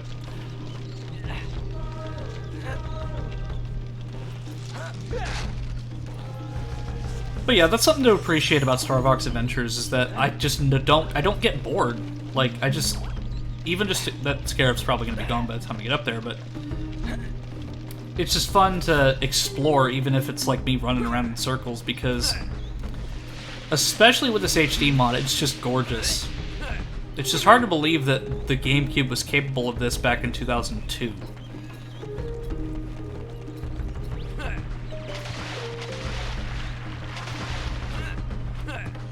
And I know it's probably never going to happen, but I'd love to see Rare collaborate with Nintendo on another project. I mean, Microsoft's pretty open about, like, renting out their IP to other people with adding Banjo and Kazooie into Smash, but I'd like to see, first I'd like to see, like, a remaster trilogy, or, like, a remaster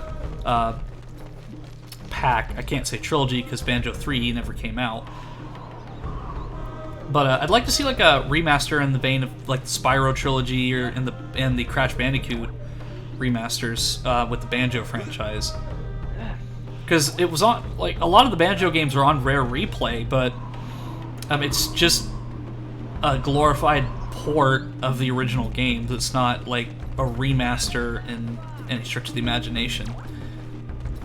Because Nintendo was pretty ambitious with a lot of the projects that they did back then. So there was I believe there was, like, an ice key that connected Banjo to Donkey Kong 64, I believe. Don't quote me on that, but I just remember that there was a process of, like, taking out your cartridge, putting in the other one super quickly. It never got implemented properly, but that little amount of crossover was really interesting, and I think we're in a point of time where we definitely need to see the return of some of those heroes in gaming. Because like seeing Isaac Clarke come back in the year 2023 was unexpected, but very welcome. So I'd like to see some of those old childhood heroes come back, like Fox McCloud, Banjo-Kazooie, fucking Captain Falcon. Like,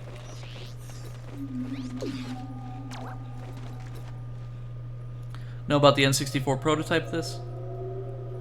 Why do you have the early version of the health bar here? Why is it blue instead of red? Oh, this is part of the HD mod, so it changes certain aspects of the HUD.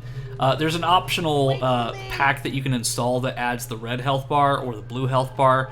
I just installed it as is, and it defaulted to the blue health bar. But also, welcome to the stream, by the way. L is Real 1996. I love that name, by the way. And yes, I do know about the N64 prototype of this. I actually have a copy of it, and I've played it as much as I can play it, because the ROM is actually really unstable. So it crashes if you so much as sneeze the wrong way. But it was really ambitious. The graphics of the N64 prototype are incredible, seeing how far they pushed the tech of the N64.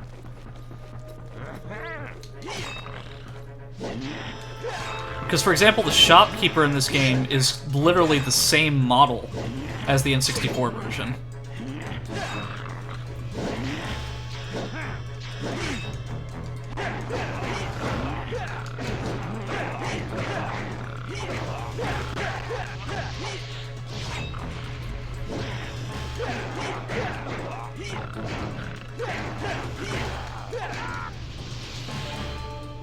It's been patched to the point it's beatable now. Oh, well that's actually really cool. I'm part of a couple of the Restoration Project Discord servers, but I haven't really kept up with it. I think the only thing that I've really looked at is maybe some of the cutscenes that they've unearthed. And there was also there's also a source code.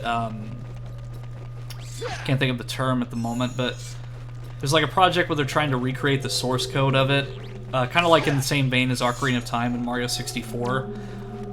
So I'm kind of looking at that one more specifically, just because if they're able to reverse engineer the source code of Dinosaur Planet, they'll be able to do quite a lot more with it than just with the ROM.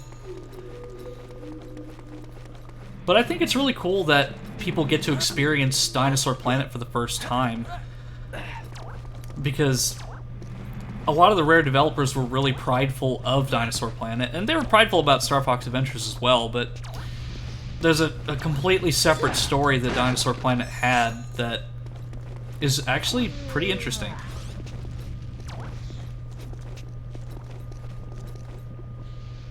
There was tons of content. Yeah, like, Star Fox Adventures really pushed the GameCube in terms of its graphics, but for example, like the whole intro section of with Crystal, like Crystal was supposed to be a fully playable character that you'd be able to switch to at various points throughout the story. Like that was the whole intention of the Warp Stone, was it was called the Swap Stone. So, for example, at the point in the story where you needed to be Saber, you could switch to Saber. At other points, you could be Crystal, and they both had their own unique weapons. So Crystal had the staff, and Saber had a broadsword kind of thing.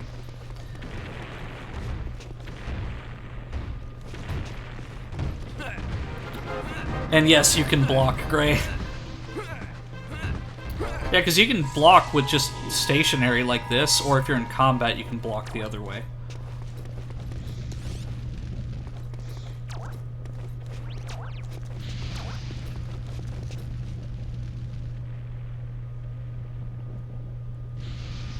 That test is a joke in the N64.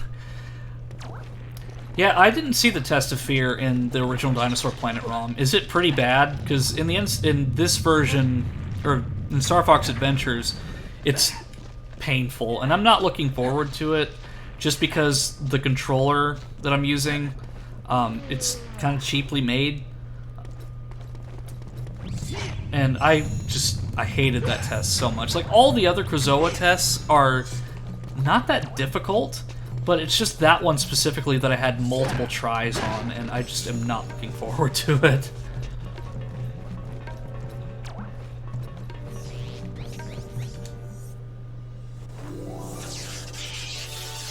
You literally just have to stand still while a giant General Scales charges at you and gets ready to swing. Okay, that is kind of lame. So they they quote-unquote improved it for Star Fox Adventures.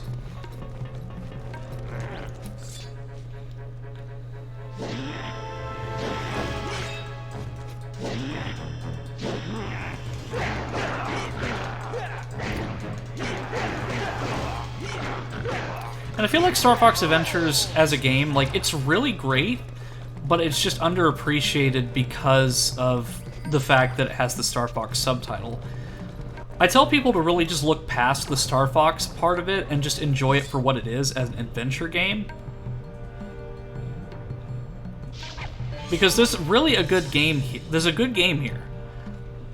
It's just that, unfortunately, there was a lot of groupthink with bigger YouTubers trashing on the game because it wasn't a traditional title. And there are some valid criticisms about that, and I agree with quite a few of them.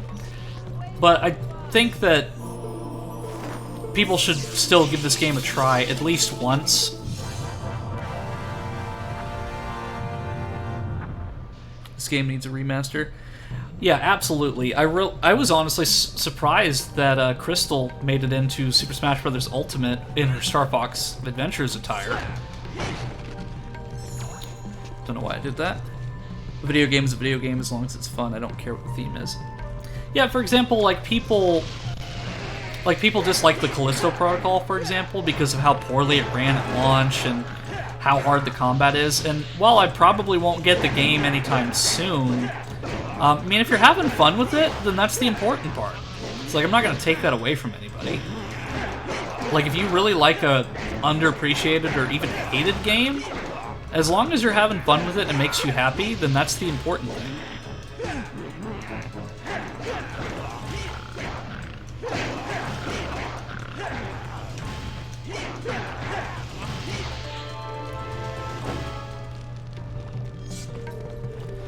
But I mean, I can settle for this HD mod for now because Star Fox Adventures was really ahead of its time in terms of its graphical... Well, its graphical tech, I was going to say style, but it's graphical tech because it has a built-in widescreen feature, so I can... This is 16:9, so I don't have to worry about the 4:3 and having to mod that into a widescreen format. It's already built in. And then the game runs natively at 60 frames per second, so really all I have to do is increase the internal resolution and add this HD mod, and that's really all I've done. Flame.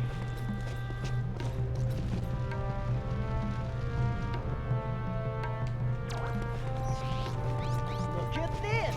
Flame. You can definitely tell the decision to turn it into a GameCube game and the Microsoft buyout really hurt it, though, especially in the second half of the game. Oh yeah, for sure. There's a lot of backtracking, and like Dragon Rock and I can't remember the name of the location where the Earthwalker King is, but Walled City. Walled City is it's pitiful. Like, you literally go in, fight King Red-Eye, and then you leave. That's really it. And then you get a Krazoa test. Like, there's really not much to that area of the game, and it's a shame. Because, like, a lot of these locations are really cool looking, because the thing that I loved about 64 was Star Fox 64 had a lot of variety in the worlds you went to, and there was a different experience at every area you went to. And you get that experience here with the different locations, but a lot of the locations were rushed, unfortunately, due to the buyout from Microsoft, and there's theories that another reason why this was turned into a Star Fox game is so that Microsoft wouldn't get the Dinosaur Planet IP, and Nintendo would still have the rights to this game.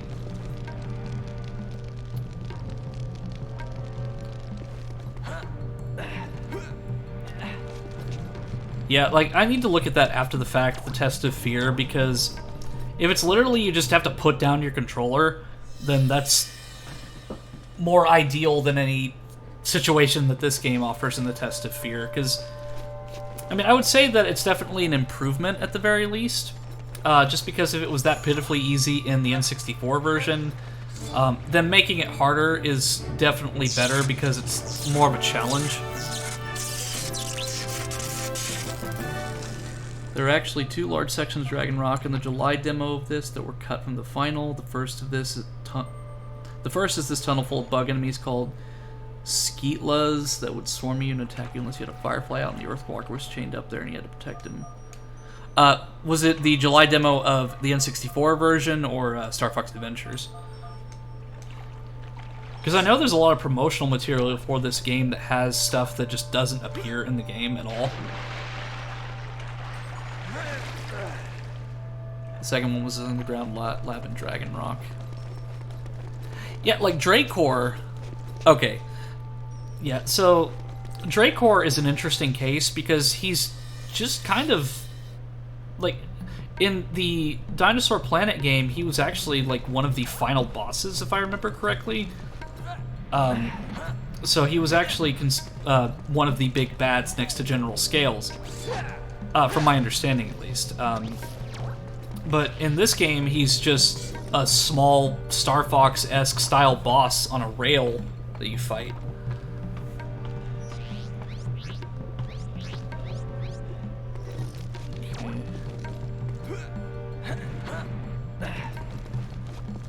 He was the main villain of the prototype. Yeah, that's kind of what I thought. It's kind of disappointing that he was just... such a cool design for a boss was turned into nothing more than just a faceless boss battle that you fight. I'm glad that he was implemented even a little bit, but at the same time, I can't really feel too bad about it just because, you know, I never got to really experience the game because it never came out, so it's cool to see what could have been. But I do appreciate what we have now, and the fact that the game is being worked on actively by the modding community.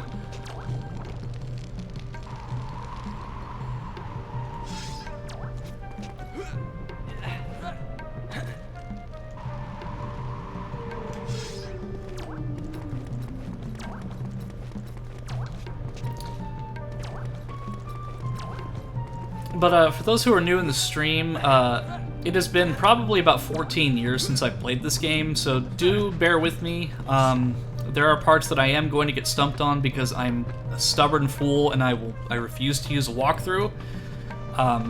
So I'm kind of just going on my childhood memory here and just kind of circumstantial evidence. If I remember right, I'm supposed to take it.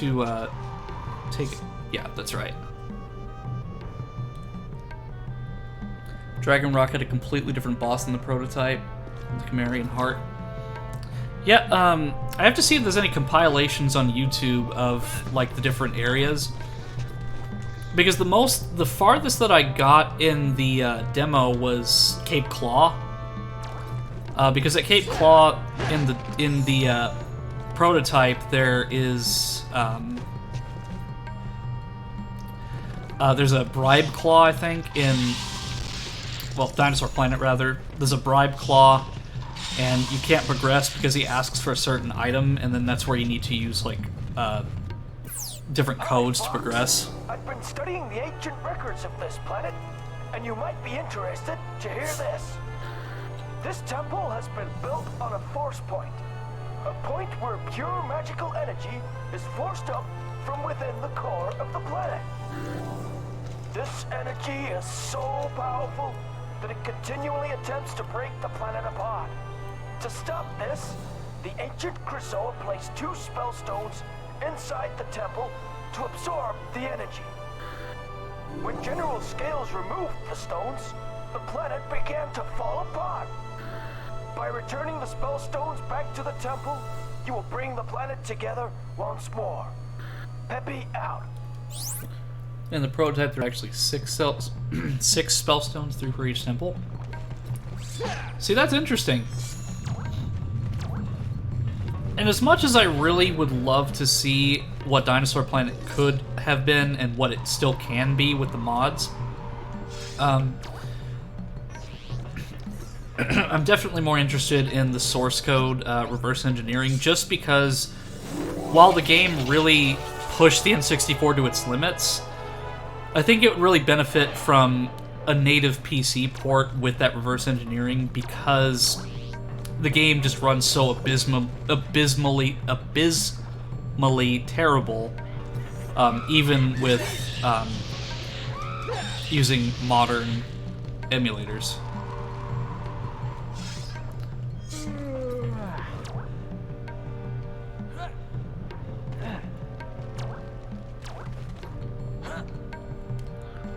Two of Crystal's dungeons, Blackwater Canyon, and the original Krazoa Palace were altogether cut in the final game. Cloud Run Fortress, by the way, Moon Mountain Pass goes there in the prototype, not here. Wow!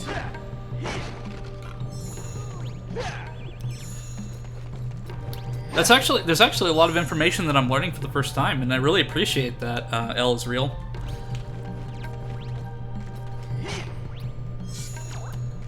Because I said earlier in the stream that this is one of the few games that I had for my GameCube back in the day, and I didn't really care that it was really different from Star Fox 64. I just appreciated that I had a game to play. Because a lot of the time we would just rent different things from Blockbuster and so on, and this was one that we eventually bought.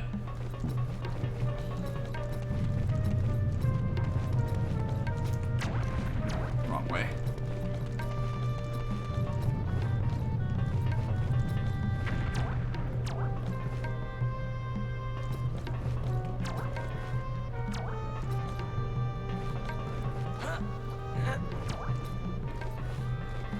I had Assault instead of Adventures, had no idea who Tricky was. Yeah, that's kind of a tonal whiplash there, just seeing Tricky randomly. Oh, it's right here.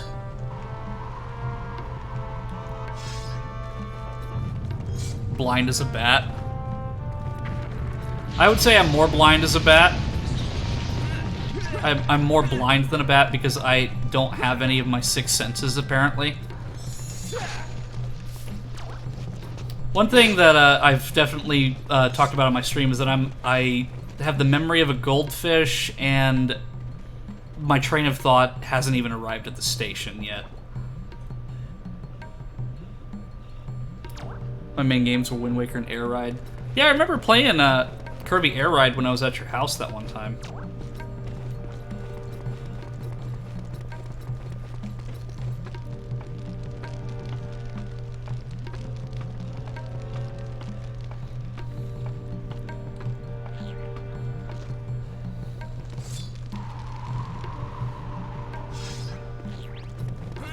But yeah, if there's any other facts you want to share about Star Fox Adventures, I'd love to hear them. Or just Dinosaur Planet in general, because I have a basic understanding of the history behind this game, but not enough to where I can say that I'm like fully educated in it.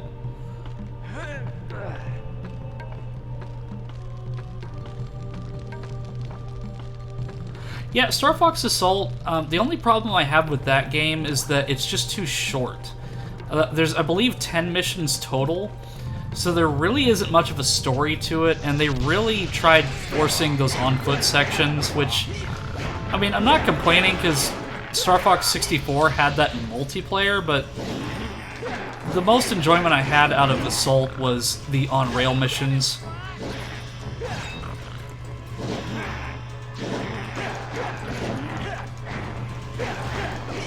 The multiplayer was really fun. Like, I had a blast.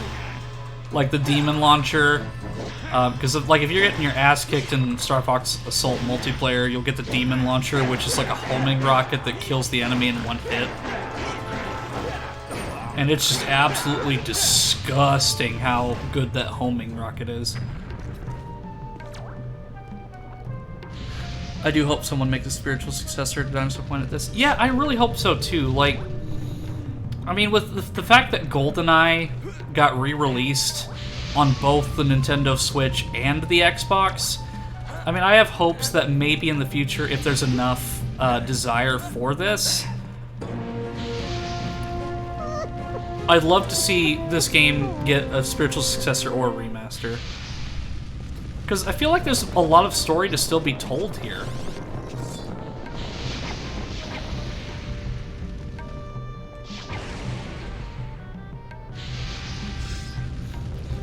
Because throughout the entire game, you still don't really get a full understanding of what the Krazoa actually are. Like, sure that you have your run-of-the-mill, like, oh, they were an ancient race that did this, this, and that, but you don't really get to know, like, why they were so important. I mean, you could compare them to, like, the Chozo from the Metroid franchise, or the Forerunners from Halo. Like, there's a lot of story to be told. But it's also confusing because you have the lore from the Star Fox franchise and also the original scripts from Dinosaur Planet. Almost missed that fuel cell.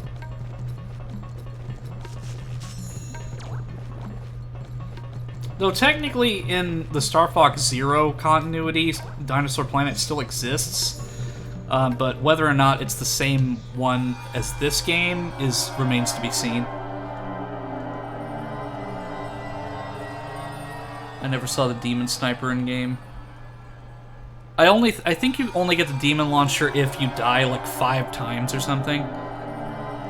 And you do find out in the prototype they're an evil warmongering alien race from long ago. They plan on using the Krazoa spirit to spread chaos. At least according to the voice clips. Yeah, plus some of that might have been cut later on in development even for Dinosaur Planet. Because a lot of the time they'll record like tons of voice lines they don't end up using.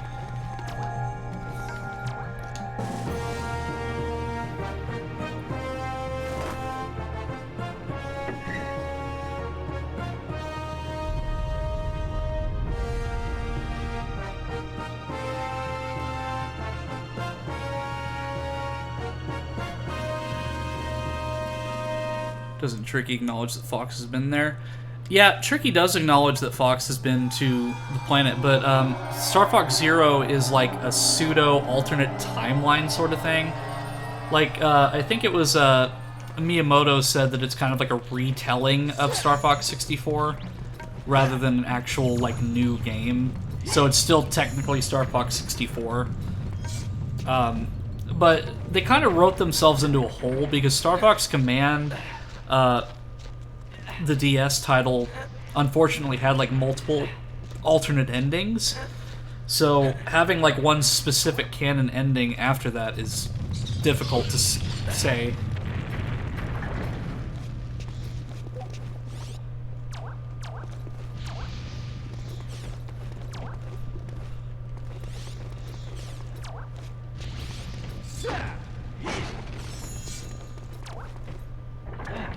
And I think Star Fox as a franchise has really been a victim of forced innovation.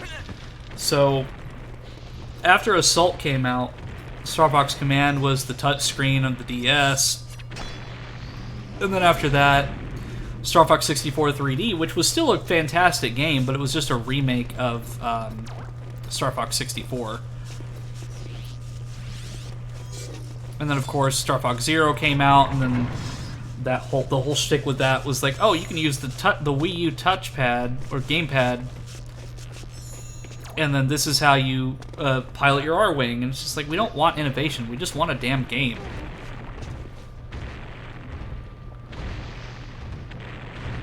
Zero was obviously just made to retcon everything after 64 because people did. Yeah, and that's unfortunate.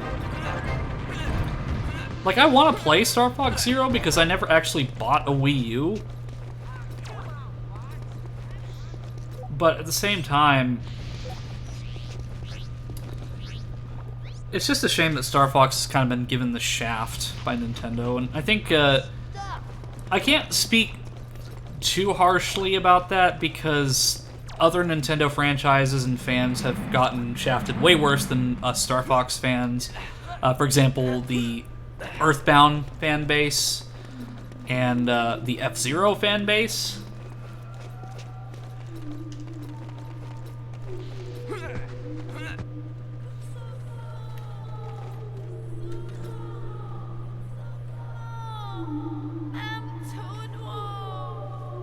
Can you hear that?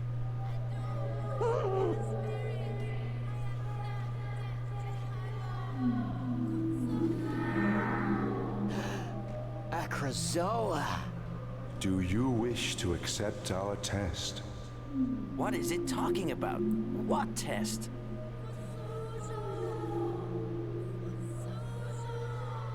I was released when she completed my test, but she is now in great danger, and for her to survive, you must continue what she started, and collect the remaining Krazoa spirits, for only the pure of heart can enter our shrines. I can't just stop now to save this stranger. The planet is falling apart.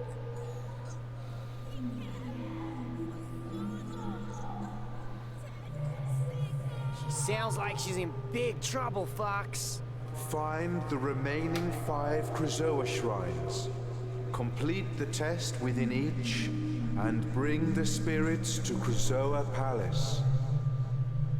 The warp I stone try not can to get talk you during there. the cutscenes, When but all spirits are returned, she will be saved. She is depending on you for her life. Defeat the creature to collect a moon seed. Guess we'd better help her. the original plan for this game was, after becoming Star Fox, just to finish it on N64 Dinosaur Planet's original story, just doing the bare minimum changes to integrate Star Fox into it. But the plan was scrapped when it was decided to turn into a GameCube game. Yeah, because in the prototype,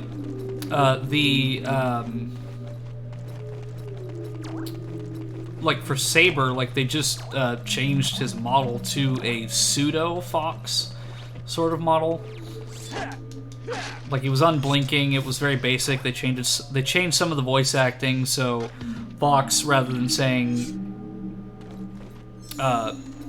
"Hey, I'm Saber," he would say like, "I'm Fox McCloud, the Royal Knight of the Lilat System," or something like that.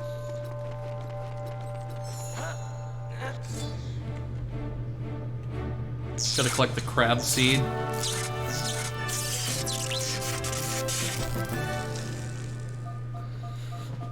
Oh yeah, I have to fight those crab enemies next.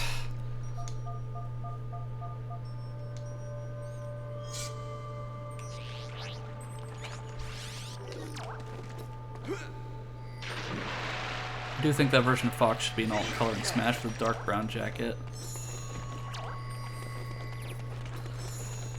Yeah, see, Fox has always had like a really good sense of style. Like, that would have been really cool.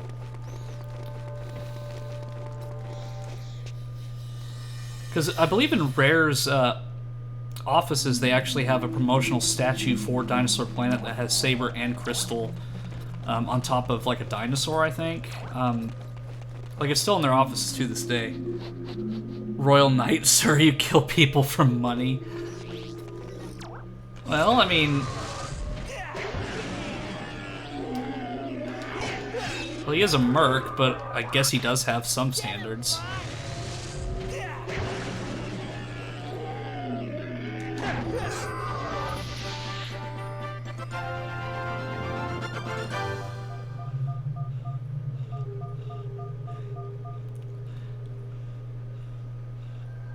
I hear, like, uncomfortable breathing noises from Tricky.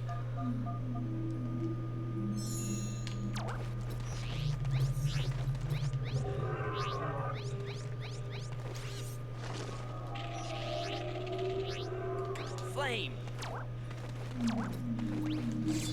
Might as well get another moon seed while I'm at it. Or just get completely screwed over by that cutscene. Thanks, Tricky.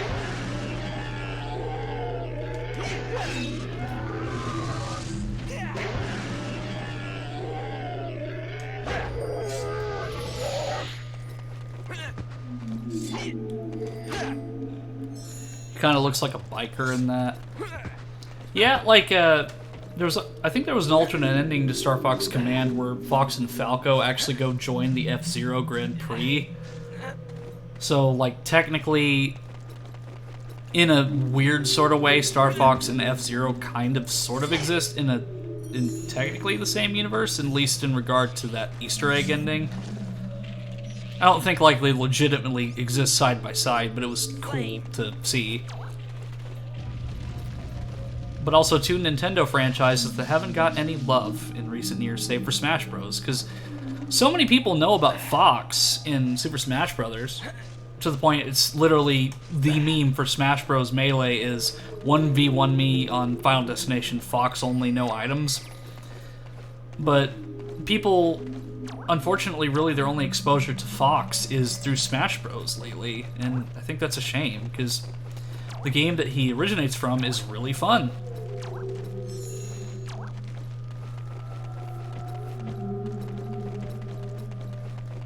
Okay, so I believe I have to find the Krazoa Shrine next, which I think it's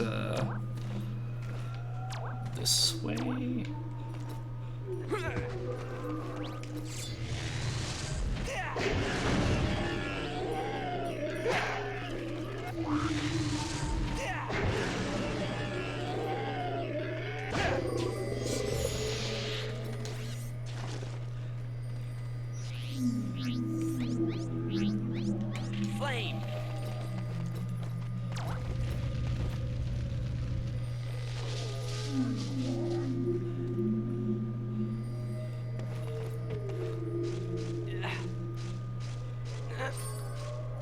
Yeah, Elle, there's...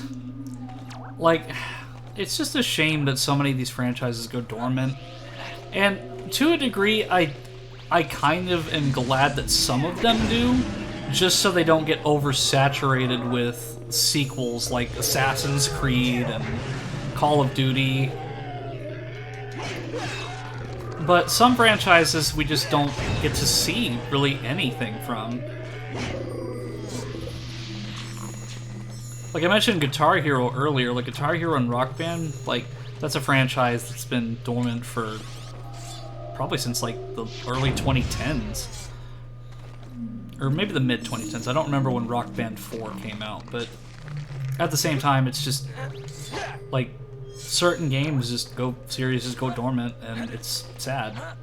But at least in Rock Band and Guitar Hero's case I can understand why, because the whole fad of the plastic guitar and drums and the microphone kind of died out after the first few games.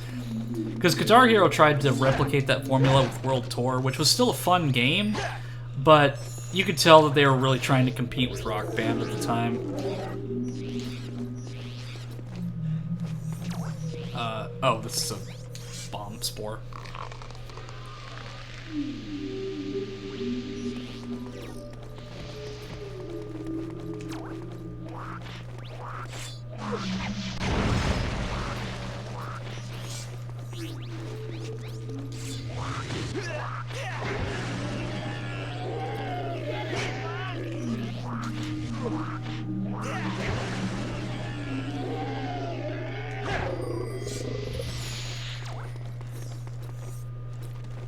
Have you seen the Starbucks animated series on YouTube? It's very on and off production. Yes, I have. And I think it's really well made. There was originally going to be a Star Fox like Jerry Anderson type show, but some douche-waffle at Netflix leaked it, and the production was canceled by Nintendo because Nintendo freaks out at the smallest leaks. Like I was saying, the N64 version of Star Fox Adventures probably would have been a much better game, but would have sold absolutely terribly releasing around the time of or after the N64 being continued. Yeah, because the ROM was dated to be like from the year 2000, and the last N64 game came out in 2001, which I believe was, I think it was Tony Hawk Pro Skater 3?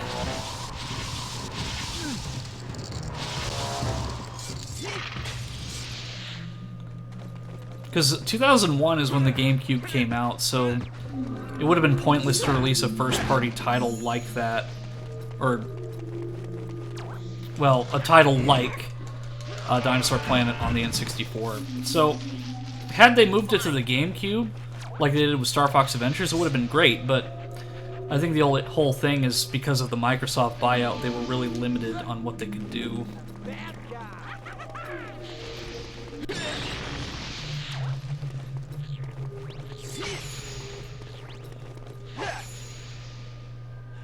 The fourth gatekeeper is actually one of those flaming guys. Oh, really? I'm definitely seeing a pattern here where a lot of these enemies had a much greater purpose in Dinosaur Planet compared to Star Fox Adventures.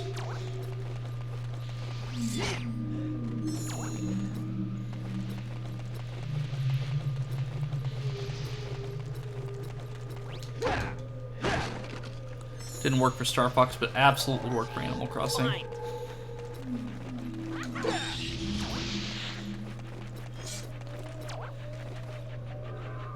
Yeah, I think the whole reason with that Netflix leak is why Nintendo basically just bought their own animation studio, like for the Mario movie. And I really like Detective Pikachu, for example. Like, that was really a fun watch, but... Oh, whoops. But it shows you that Nintendo is just really paranoid about that sort of stuff. Which, I mean, I can't say that I blame them to a degree, because look how they handled the original Super Mario Bros. Movie. Which, I mean, like, watching it as a joke is great, but actually, like, enjoying the movie as a Mario Brothers film is really hard.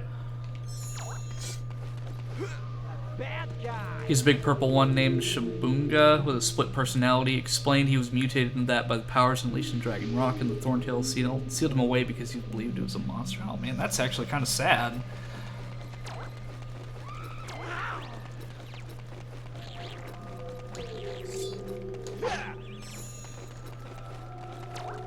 Okay, so I need to find the rest of the moon rocks.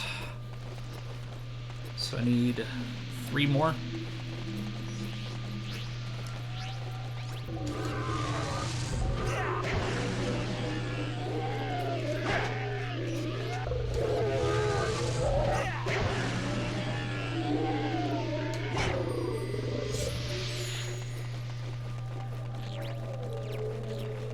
I put it in the wrong spot. Okay.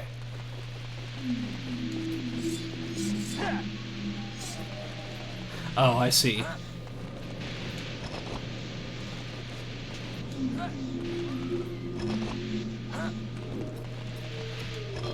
There we go.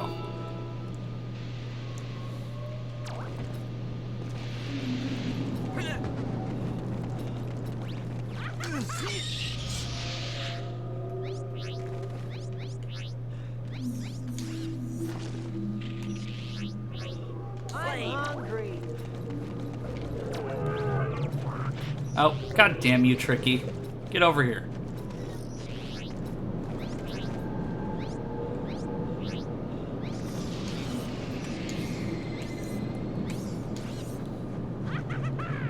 Those flaming enemies are actually explained as being wandering dinosaurs who are mutated in the story documents and are evil but angry about what happened to them.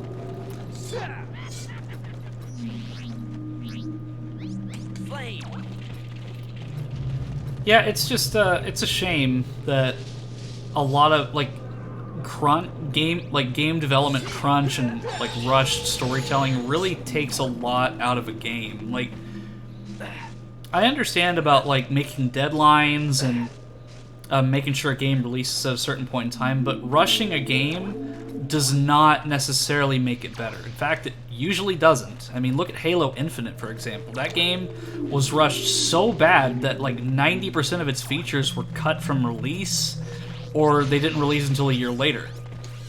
Not only that, Halo Infinite, the director, Joseph Staten, actually got moved over to another project on Microsoft because the game is it's just in an abysmal state at the moment. It's like, I get making deadlines, but, you know, with games getting bigger and bigger budgets every year, you can't have the same expectation of releasing a game in 14 months like 12 years ago.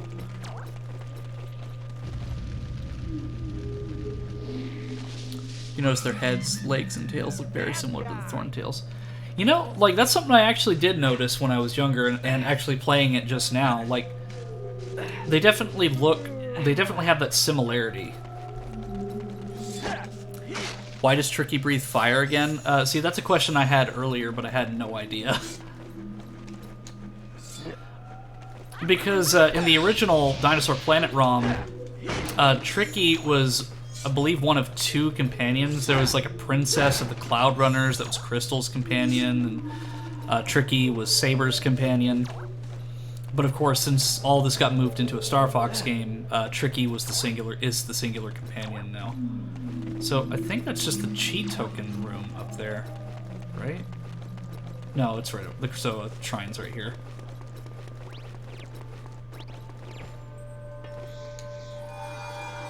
Kite. Yep, that's right.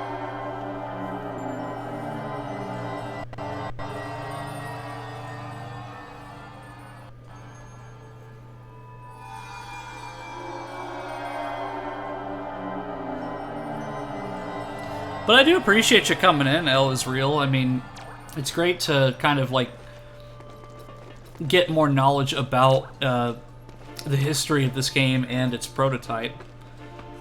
Because I have a basic understanding, but not more than just briefly looking into it and playing the leaked ROM.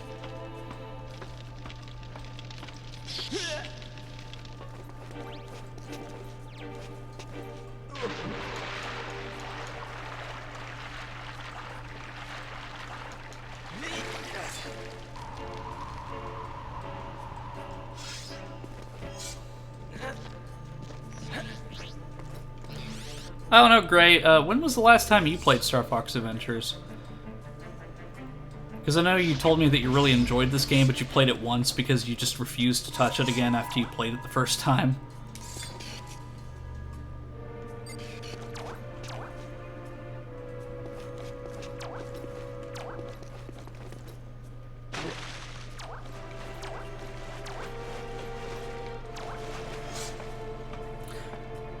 Also, those annoying... Oh, I read that already.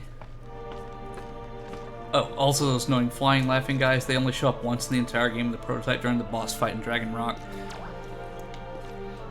Yeah, and I also hated them because they quite literally use a stock sound effect.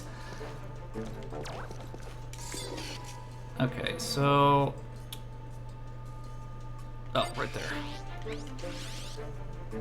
Gotta have that balance. One person knows everything about the game, another person who just makes jokes because they can't interact with people normally. Well, I mean... You can always just talk directly to me as well, Gray. Like, I'm completely cool with that. Like, that's the whole point of the stream is... You know, I want this to be a place where people can chill and just relax and kind of escape from the world for a little bit because I know there's a lot of crazy shit going on right now. And bring some 2000s nostalgia, just having a good conversation... that's really my goal, is to kind of just create a safe environment for people to just get away from things for a while. My question was, did you... Dang it, I forgot what I was even asking. I believe I just asked you, like, did you play Star Fox Adventures? When was the last time you played Star Fox Adventures? Because I remember you played it, like, once, and then you didn't play it again. It comes with time. Once you get into the mix of it with the Piglet group, conversation comes naturally. Yeah, for me, it definitely took a lot of time for me to get comfortable, like, streaming and talking like this. Radio really helped me to break out of my shell and doing, like, commentary and stuff. Because I was really, like, stuck in that YouTube trap for many, many years. And then just after, I just didn't feel appreciated by the audience that I was making videos for. I just moved to Twitch, where I can do what I want, and I'm not constricted to this format of I have to be super businessy, or people are gonna, like, hate on me. College, that's when I sat down and actually finished it. But yeah, this is the closest that I can get to really, like, doing radio again, is... just like doing song requests and just talking like this. This game was originally going to be darker. Yeah, oh yeah. Like General Scales in the Dinosaur Planet, like he like fell from a substantial height and he like cracked his spine or something. I don't know if I'll ever be comfy, but I'm trying every day. Well, you're completely fine, Gray. Like, you know, talk at your own discretion. Like, just whatever you're comfortable with. Like, I don't want to force anybody to do something they're not comfortable with. I'm just gonna run around in circles. Okay, so what test is this one? The boss of Dragon Rock literally bleeds when you kill it. Oh, the test of combat, so it's not, like, crazy.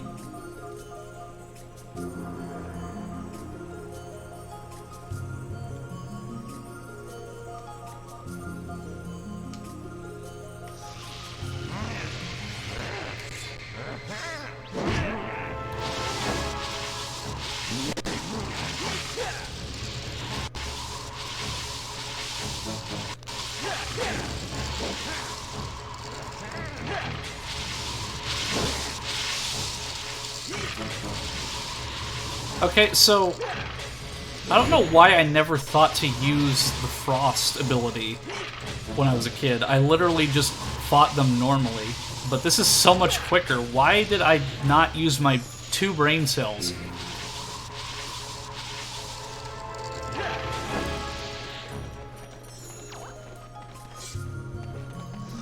Like, I'm killing them so quick that the music goes back to the regular Krazoa spirit music.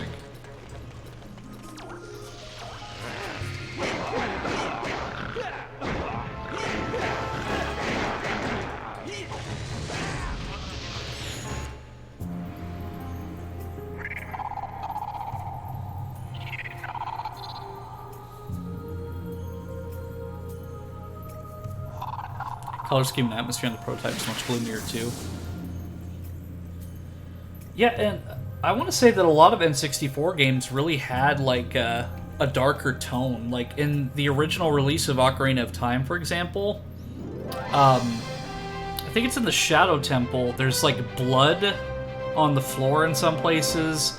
There's literal rooms filled with bones and the Shadow Temple itself is really dark because it's a torture chamber. But they replaced it with, like, I don't know, like some green goop or something, but... Like, I do really appreciate it when a game isn't afraid to be dark. I mean, even when it's more directed towards a younger audience and it still has that dark undertone to it, I really very much appreciate it. You have proven yourself to be Oh yeah, bottom of the well. Bring the spirit to Krazoa Palace. I will guide you further when you get there. Come to Krazoa Palace.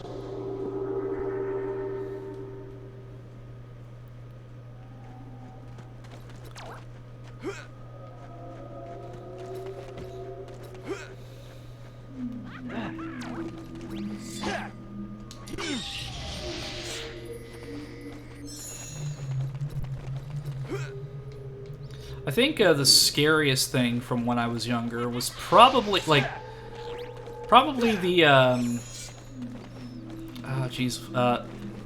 where you get the sun song in the Kakariko Village graveyard. That was probably one of the scariest parts of Ocarina of Time for me as a kid, because the Redeads just scared the hell out of me.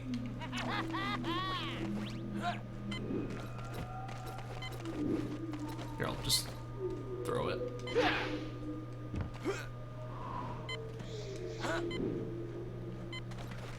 Oh no!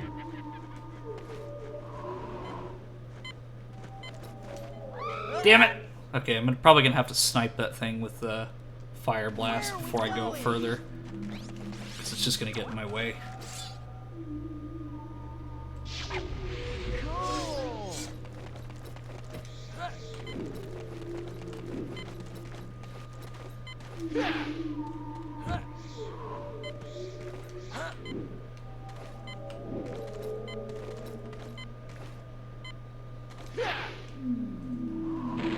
No!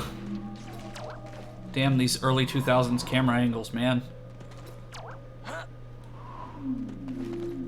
Bring the spirit to the palace and meet your love interest. Prototype soundtrack is also noticeably creepier and somber. Yeah, like, there was a compilation on YouTube of the 2000 Prototype mix, which was, like, a lot of the song, like, some of the songs did make it into Star Fox Adventures.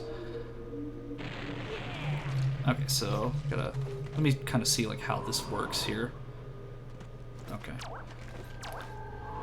Because this is a surprising amount of songs that actually did make it into Star Fox Adventures from Dinosaur Planet, because I'm sure David Weiss didn't want to actually recreate any of the songs. But there's a lot of songs that got cut that I'm sad that people didn't get to actually appreciate. Let me try throwing it from this angle. There we go.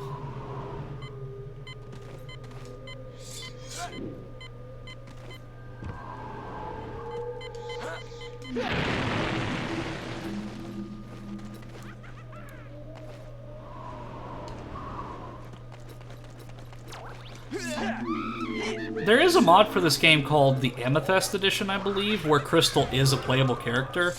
I think she just reuses Fox's animation set, but it's still really nice to actually get to play as Crystal in this game.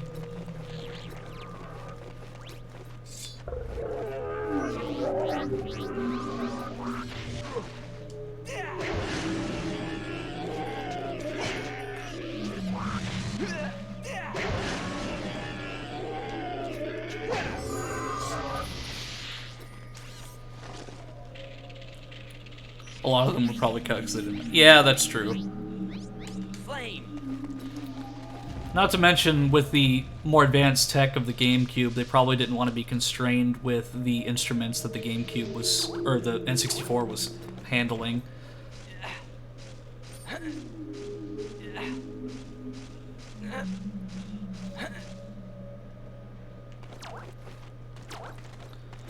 Because it did give them a lot of liberty to be a lot more creative with the graphics and so on, and the sound design.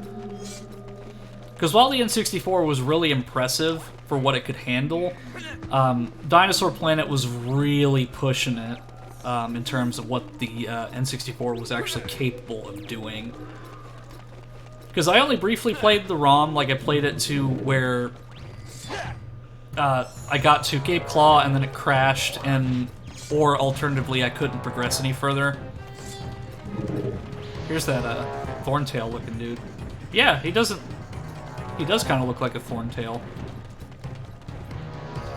Like at first glance, like he just kind of looks like a regular dinosaur.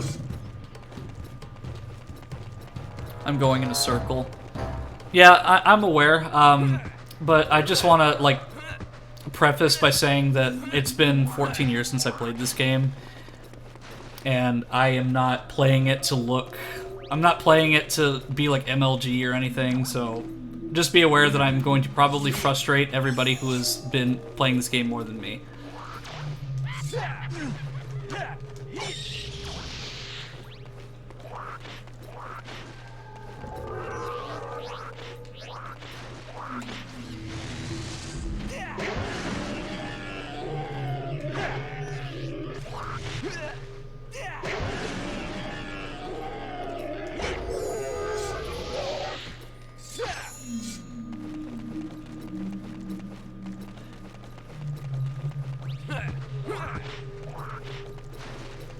How long do you think this game would take if Fox had his gun? Probably not very long. Okay. Oh, right here.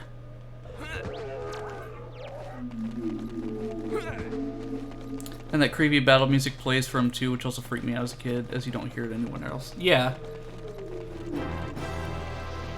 I don't think Star Fox Adventures really freaked me out that much as a kid. Only frustrated me because later on in the game in Lightfoot Village, there's a point where you have to literally probably destroy your A button in order to progress.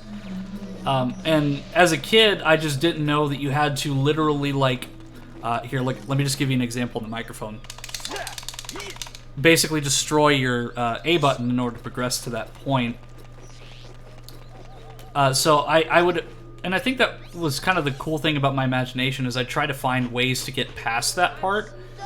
So I'd like make up these scenarios in my head, like, oh, maybe he's like working for General Scales and I have to oust him. Like, maybe there's a location somewhere else that I'm missing. Maybe I have to leave Lightfoot Village and come back. So there was a lot of like little things like that that kind of kept me coming back to this game as a kid because I was stuck on that part for so long. GameCube had a ton of Rush games. Wind Waker, Mario Sunshine. They were desperate. Yeah, and I think Nintendo still has that problem. They focus too much on their IPs and not enough on their hardware. Because the IP, in most cases, is enough to sell. But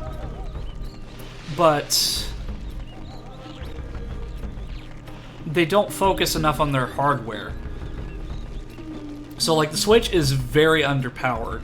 I mean, it can do a lot of great stuff, but it definitely is not as powerful as the Series X or the PlayStation 5.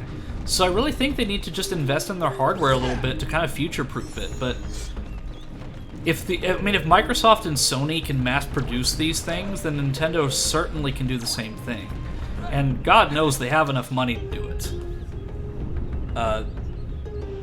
Okay, Warpstone, I didn't give you any rock candy.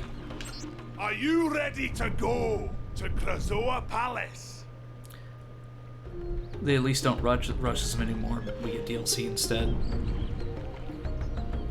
I think the biggest tragedy of rushed development, save for Halo Infinite, is another of my favorite games, Final Fantasy 15.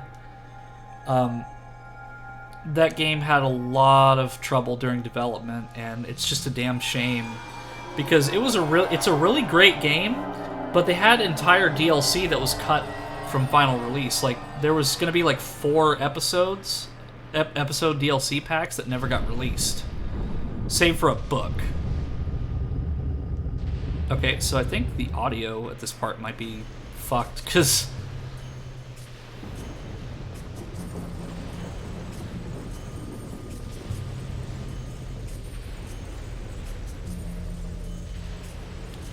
I don't know if this is the game doing it or for just the instance that I'm playing. But here, let me try talking to like Slippy and see if there's any dialogue. Slippy here. Okay. So I guess it might just be that section that's voice acting never plays there if you emulate. Okay.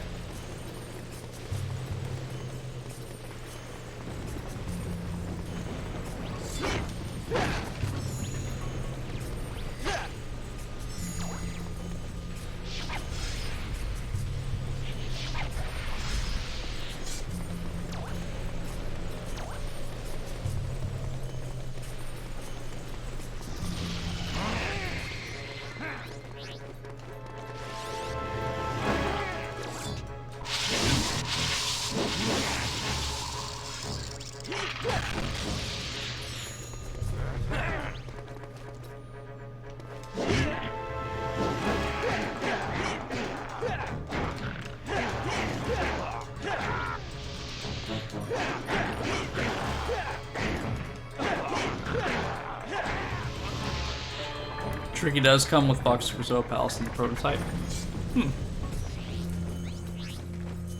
I wonder what their reasoning for not bringing him along was.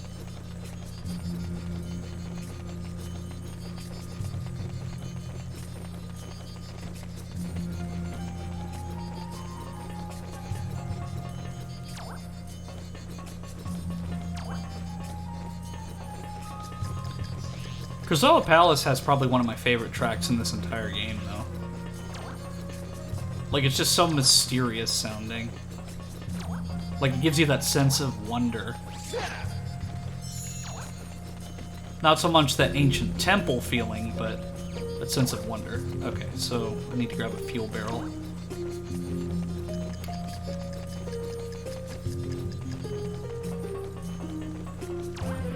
think it's on the outside, maybe.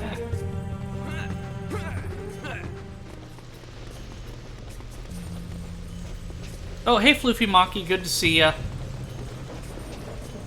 Zoa Palace is also called Warlock Mountain in the prototype. It has a very Middle Eastern vibe to it.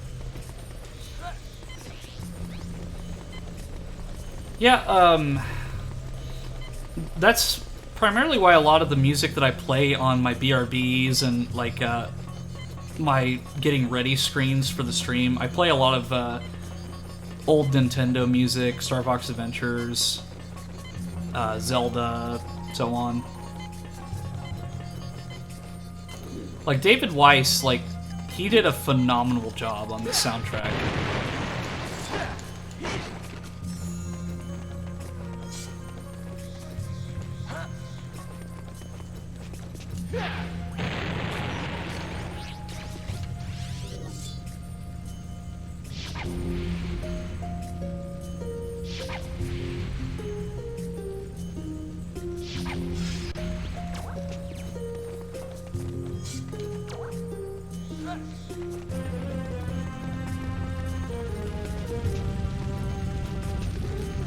Okay, follow this flame. Oof. I do like that Krazoa Palace is a location that you return to throughout the game.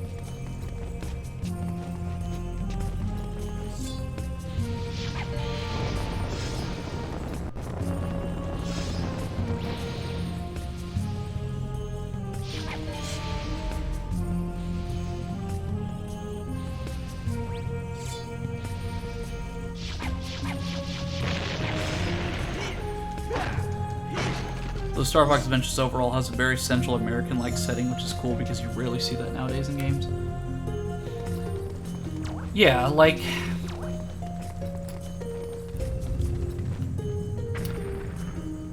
I've said to those of you in the chat, like, since you're new to the stream, El Israel, there's, the primary reason that I play a lot of older games is because really a lot of the newer stuff I'm just not interested in because there's really not a lot of heart put into it.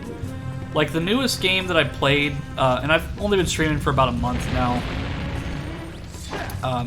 the newest game that I played is the Dead Space remake, and that's just a remake of a 2008 game. I think the only, like, purely, like, brand new, like, not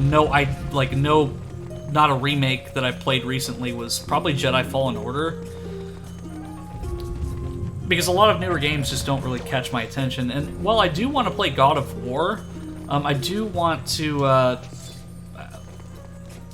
get a bunch of other games out of my to-do list before I touch that series. Because God of War is going to be a really long trek.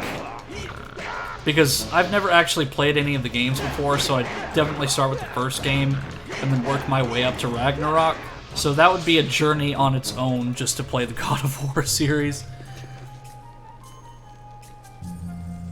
Have you seen Hi-Fi Rush? That's my next game. What's like? Yeah, Hi-Fi Rush, I saw somebody playing that not too long ago, and it's like a bunch of references. It's got like Devil May Cry vibes to it. I really like how it looks. It's even got a little bit of Rock Band soul to it too, which is cool.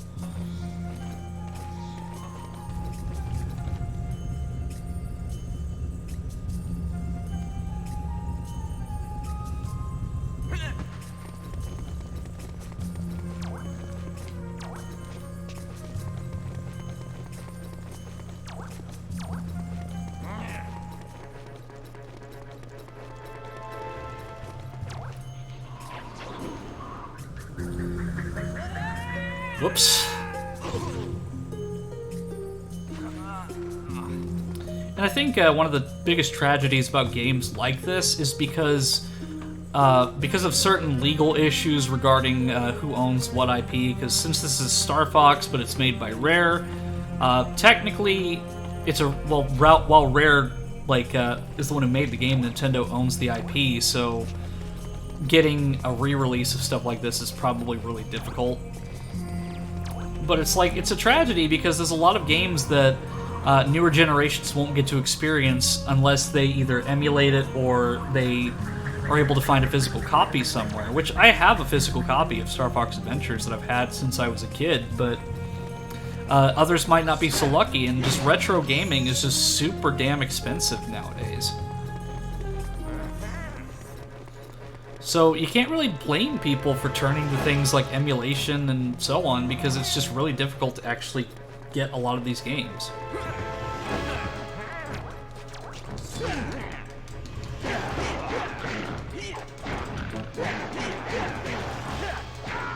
I think Nintendo owns everything in the game. They use stuff from DKC2 and the Japanese-made Jungle Climber King Swing, even though Rare had no involvement in it. Yeah, plus in Smash Bros. Ultimate, they added Crystal as a playable character.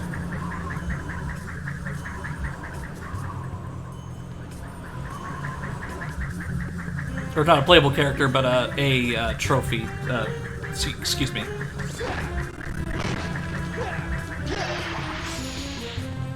It's real unfortunate, it makes no sense.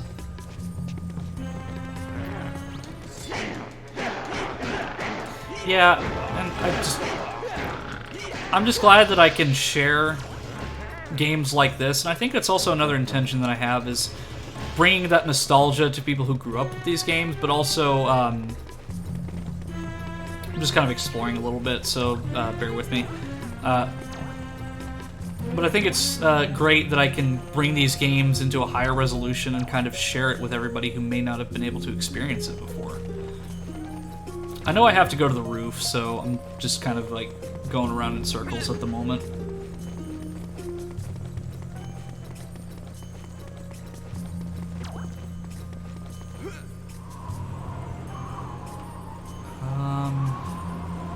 So I know that center one like gives me a boost, so let me go over here.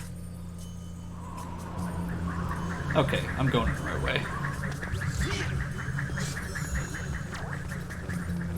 Retro game I remember the most I really liked was Dark Cloud, I think. It might have been 2. Yeah, and I'm not going to deny that retro games had their stinkers, because, I mean, just look at the Angry Video Game Nerd. There's tons of games that came out in that era which were just not great. But there's a lot of really great gems that never saw any form of re-release. Because it just took, what, 27 years to get GoldenEye re-released? Or it was like 25, 27, I don't remember exactly.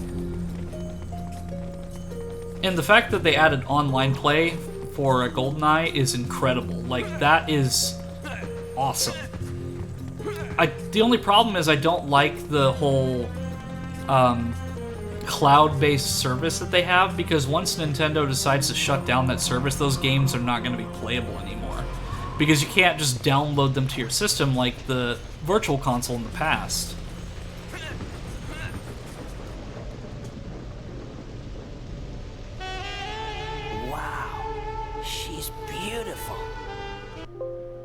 And that's also a game crash. And I didn't save either, so well, that's unfortunate. Oh no. Ignore for this session. Okay, there we go. Okay, we're good. We're good. Whoa, a Krazoa spirit. But how do I get mine in there? How do I get mine in there, he says. And yes, I did see your comment.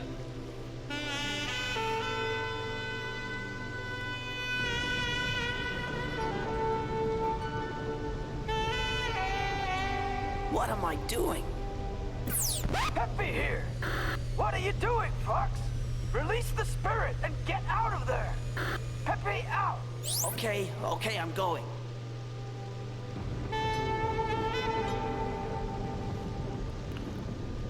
Yeah, definitely saving. Oh yeah, I need to do that. Okay. Diddy Kong got a remake on DS and DK64. Eventually got a remaster or re-release on Wii U, so Nintendo should be able to remaster this. Yeah, hopefully. I think it's just a matter of like desire on Nintendo's part to do so, because seeing how they treat the Star Fox franchise, sadly I don't see them doing it anytime soon. unless they make like some sort of mega collection of all the Star Fox games, I don't think they're really going to do anything, probably for the foreseeable future. But they've surprised me in the past. Like, that Game Boy emulator that they added to the Switch, that's pretty cool.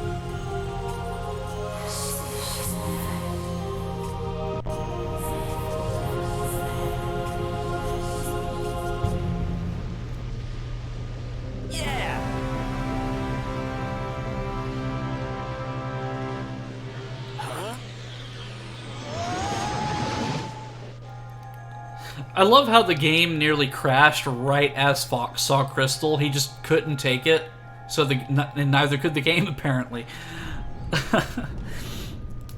Dark Cloud is weird because you end up finding some cat that is like trying to help you and had recently got a potion to talk to animals, and the cat just suddenly transforms into a cat girl. Huh. Check the signposts for directions. Okay, big fella. Good to see you doing your job and helping out. You cheeky little blighter. Now, I've been keeping this back for you. Ready for when you needed it. Oh, so you've been holding out on me. Thanks, Warpstone. They had to remove Banjo and Conquer from Diddy Kong Remake, and oh, well, that's disappointing. I mean, understandable. Come back with... To invest in so much and to lose it all simply because the company decided to cut the cord and that game should be illegal. It's really practically stole your money. Yeah, that's why I always buy physical copies for my games. Unless it's a PC title like on Steam, I will always get a physical copy for a console game because I know that, say for example, if my hardware were to mess up and there was no way to recover that, then I'd still have the physical copy of my game to play. So I could just like get the new console. Maybe I'd lose my save, but I would still be able to play the game. So like anytime I get a Switch release, I'll get a physical copy just because I don't want to lose what I have. And I think like I appreciate what Nintendo's trying to do with the Switch Online service. Like, I think it's great that it's easy to just like pick what game you want to play. It downloads from the cloud and then you can just play it. But it's kind of like the same fate as like Google Stadia. It's like once the company decides they want to turn those services off, you can't play that stuff anymore. Like, I would really appreciate it if they added like an option to, yes, you can play these games on the cloud service, but if you want to, you can also purchase it to play on your Switch later. I think that's a good compromise. Because while the Wii U wasn't a successful console, it still was a very good emulation system with the Virtual Console because you could play a lot of Nintendo's backlog from the Nintendo DS, the N64, and so on.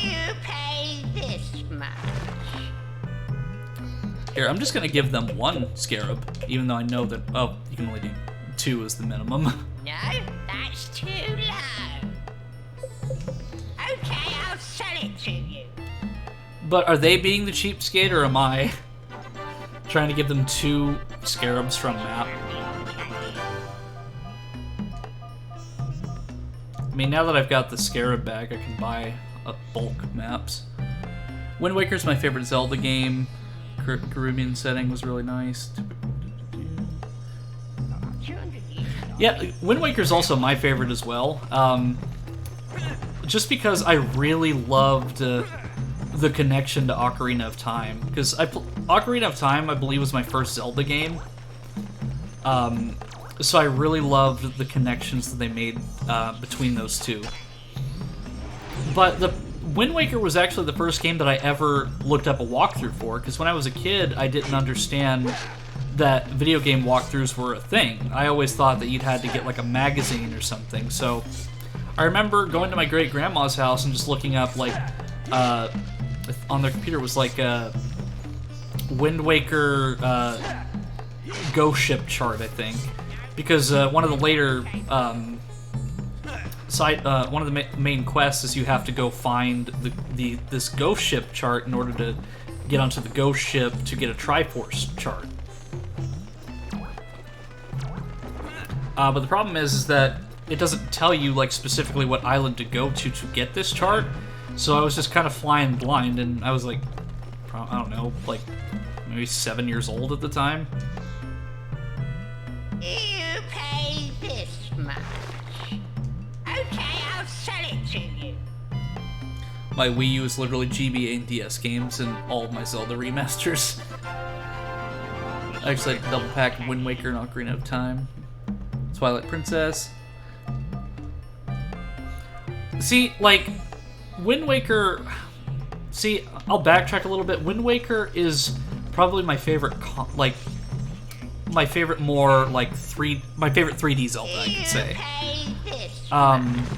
My favorite Zelda, like, period, is A Link to the Past, like, bar none.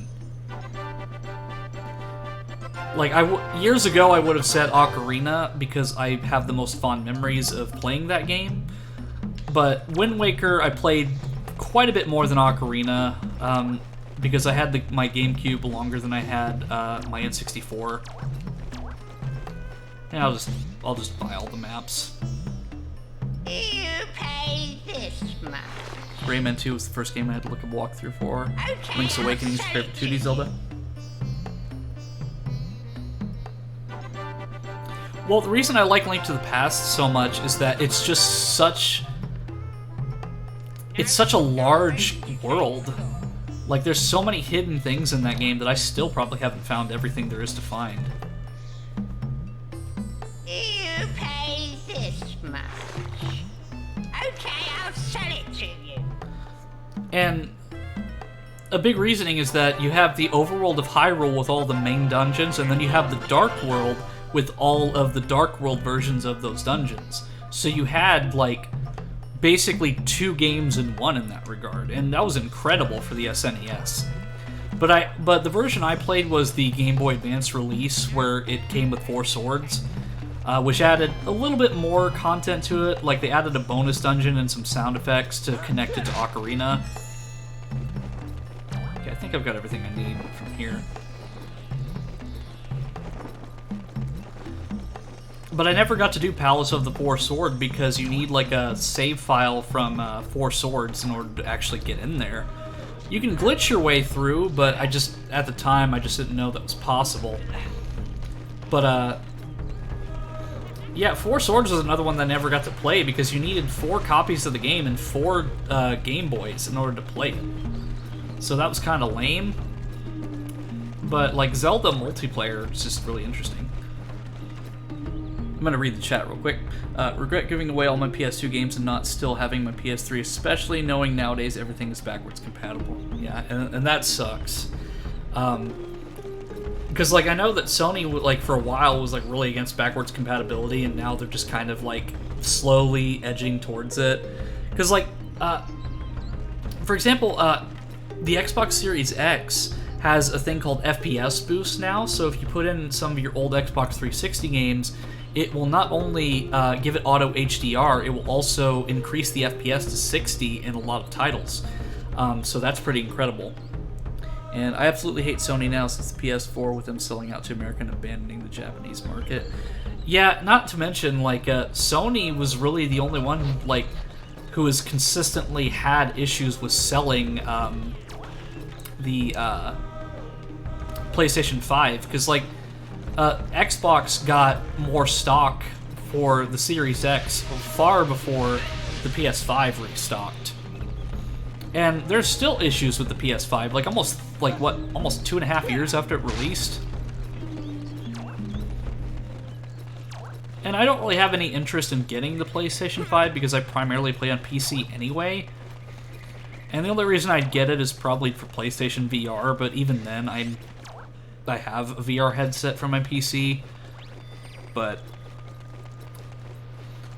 I just hate how, like, so many, like, cool games are exclusive to certain consoles nowadays. Like, Resident Evil Village VR and Resident Evil 4 Remakes VR content is going to be exclusive to PlayStation VR. Resident Evil 4, like, original Resident Evil 4 VR for the Oculus, or Meta Quest 2, is exclusive to the Quest 2, which is really lame, because I would really love to play Resident Evil 4 VR. And there's also talk of a GTA San Andreas VR remake, which I don't know how that's going to work, but I just think it's kind of lame that exclusivity just, like, alienates a good portion of the audience.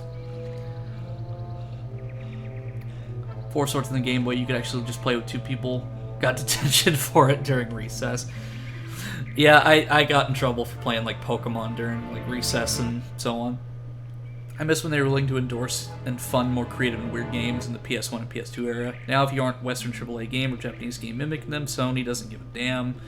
Very true. You gotta take out the trash before bed. Oh, yeah, yeah, definitely take care of your responsibilities first, Gray. I'm glad to have you here, anytime you pop into the stream, I really appreciate it. But yeah, definitely take care of your real-world responsibilities. And I just remembered that I have to get scarabs for this location.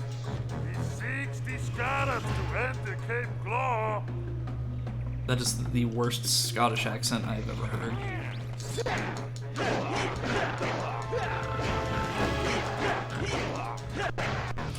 Okay, so luckily there's some rocks over here, but if I have to go back, it's not a big deal, because Cape Claw's not too far from Thorntail Hollow.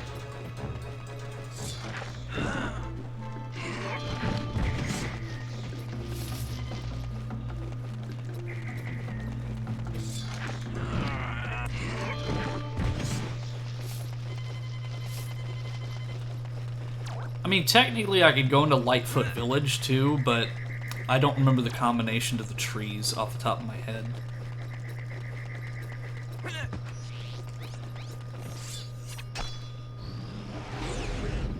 San Andreas should have been the main remake to be in the 90s era, that game setting, and have that much content, especially...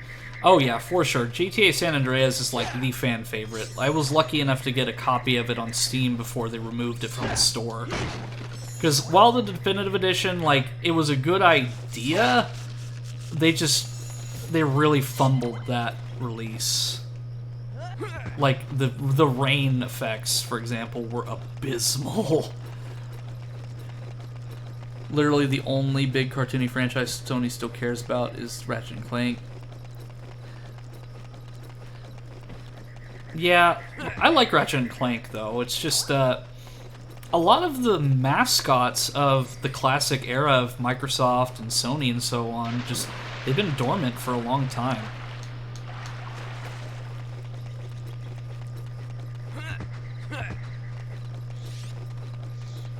So, I wouldn't really consider them a Sony mascot, but, like, Devil May Cry 5 was beautiful. Like, that game, I absolutely adore. And generally, I'm pretty skeptical about newer titles, but Devil May Cry 5 was a love letter to DMC fans. Like, I absolutely adore that game, because it gave me closure enough to where if that's the ending of the series, I would be completely satisfied.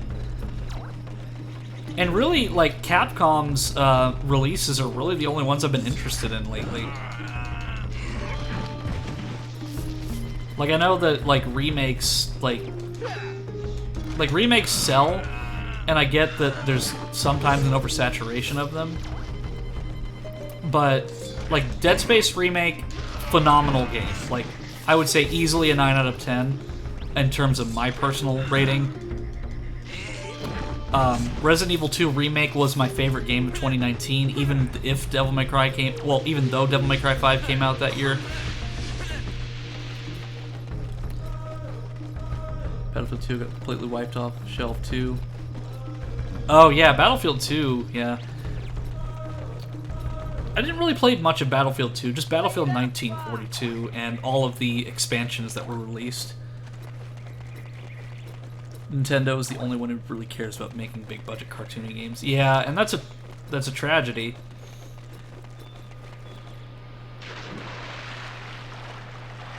Because so many big gaming companies are focused on like high action, like first person shooter, like Mountain Dew promotions, like MLG shit. It's like, it's why I haven't played a COD game since Black Ops 3. It's just I haven't been interested in this battle royale shoehorn stuff, which, I mean, I appreciate its existence because, again, if somebody's having fun with it and they really like are enjoying it, then I'm not going to take that from them. But personally, I just have not been interested in COD since Black Ops 3 because Activision is so shit when it comes to their game releases. Because, like, they're still charging full price for Black Ops 2, almost 13 years, or not 13, almost 11 years after it released. And then I've heard arguments from people on the Steam forum saying, well, the game is worth every bit of those $60. Well, then why are games like Half-Life 2 just, like, literally, like, pennies on Steam sales? Like, games that are considered to be some of the greatest of all time are affordable, and then Activision likes to sell their games at full price years after they release. Like, Modern Warfare, Call of Duty 4 Modern Warfare, I think is still like $19 on Steam. Like, I would say that at least discounted to $10. Gotta have K-Texture, shitty voice acting in mid-generic FPS combat system. Alright, well, see you later, Trends. It was good to see you on stream. I'm always happy to have you. Oh yeah, gritty realism. Yeah. There's just a charm to games like this, because, like, there's just more heart into it, I think. Because I'm not going to say that a lot of the issues that plague game development now didn't exist back then, because they definitely did. But it really, you know a game is good when you come back to it years later and you still find enjoyment in it, even if you've played it multiple times. But, like, I don't, like, if I were to play, like, the new Modern Warfare or something like that, I'd probably play it, like, once, and then I'd never touch it again. And not only that, Activision is, like, abysmal with their file sizes. Like, I'm not gonna dedicate an entire SSD or hard drive just so I can play one Call of Duty game that has a 200 gig update. That's just not gonna happen.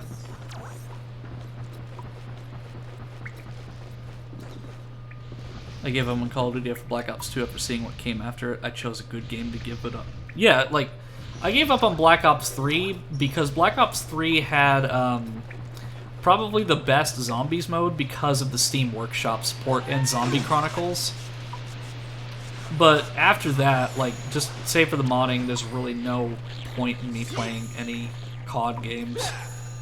They desire to set them apart from all other series. Same thing happened to car companies where people are catering to a majority for profit instead of trying something. Yeah, and that's, what I think that's also, like, Black Ops 4, I think, undersold quite a bit just because they cut a lot of stuff just for the, like, the Battle Royale. Because I've heard people say that, oh, well, the COD story isn't important, people go to the multiplayer anyway, but, you know, like, the Modern Warfare storyline, like, with Captain Price and stuff, like, it was emotional enough to where I could play it and enjoy it and like the story. Plus, it's a good introduction to the mechanics of the game for those who are just starting the game for the first time. But Activision was like, nope, we don't need this. And I think that's why I really hope that that deal between Microsoft and Activision Blizzard goes through. Not, like, I hate the idea of a monopoly, but I do want Activision's developers to work on something other than COD. Like, Treyarch were the ones who made Spider-Man 2, the game for the movie tie-in game. Okay, so came in from there. I know there's a door somewhere that I'm supposed to go in.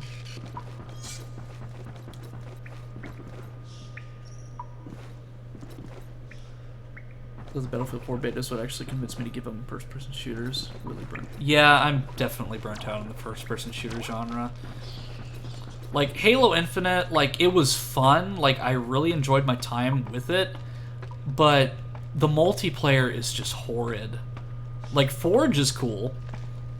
Okay, so I have to go the opposite way.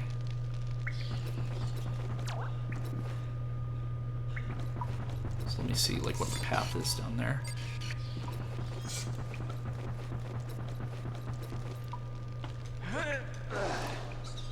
Flamboyant and memorable characters, gimmick game mechanics, actual gameplay during trailers, a consistent story, it's all missing. Are still letting toys for Bob. Yeah. I think Ubisoft is probably the biggest offender when it comes to just underperforming and just like making their games look like super good during the E3 and then just releasing absolute shit.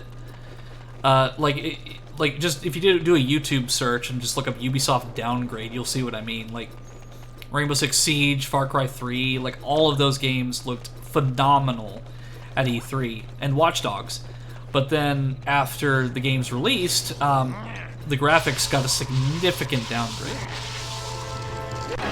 And being somebody who's worked in like marketing and production before, I understand why they do that, because it's the same concept of movie trailers. So something that I learned in television production is that when you make a movie trailer, you want to make it look better than the actual movie. And there's a little bit of manipulative marketing there, but you want to make it better than the actual movie because that gets people to actually come and watch it, and then that gets them the ticket sale money. It's the same thing with E3 trailers and like these big budget game trailers that they showcase at like Microsoft events and Sony and whatnot. So they'll intentionally like make this really high graphics trailer and then just completely downgrade it when the game releases because that's what you expect it to look like. I think the only game that's come out recently, again, that has really like delivered as far as the graphics from the trailers to the actual game, Dead Space Remake, man, and that's surprising coming from EA, of all companies. Like, EA was the ones who killed Dead Space to begin with, and after giving it to Motive, like, they knocked it out of the park. Like, wow.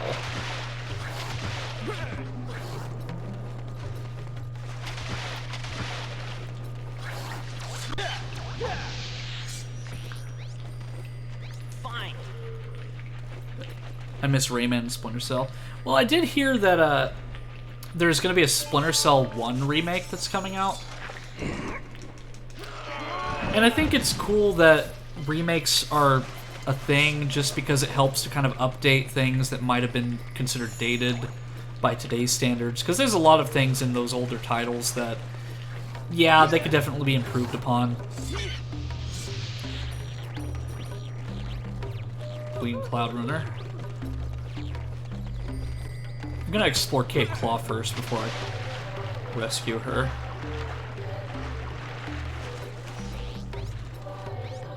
Fine. Another one of my favorite tracks in this game, Cape Claw.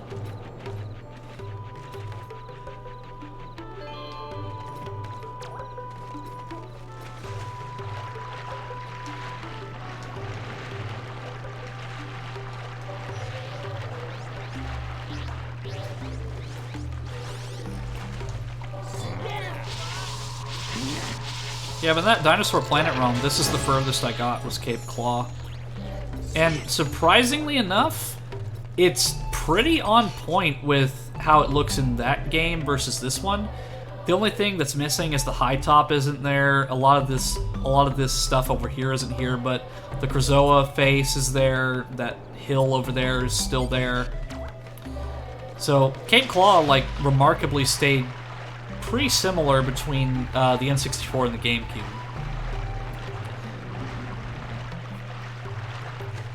But I really like this tribal-esque music that plays,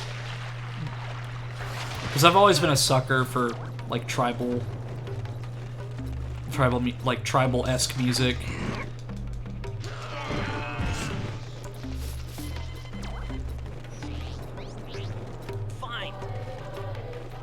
There's also this huge... Oh, yeah. Older games being remade give newer gens the opportunity to appreciate something far greater than... Wait for me! Yeah, like... In hindsight, I really wish that I played more of Dead Space Remake on stream. Because there's a lot of stuff that I missed on my first playthrough. But I was just more focused on finishing it, because since everyone else was streaming it at the time, it would have been hard for people to actually discover my stream, so I wanted to kind of move on to something that was a little more not streamed as much, like this in Skies of Arcadia, so people who want to watch somebody play the game can find it via the tags and other stuff. I mean, like, for those of you who are in chat right now, I mean, like Ella's Real, I'm sure you probably found the stream through a tag or searching for it. Like I said, music really helps emphasize the Central American-esque style. Yeah. And,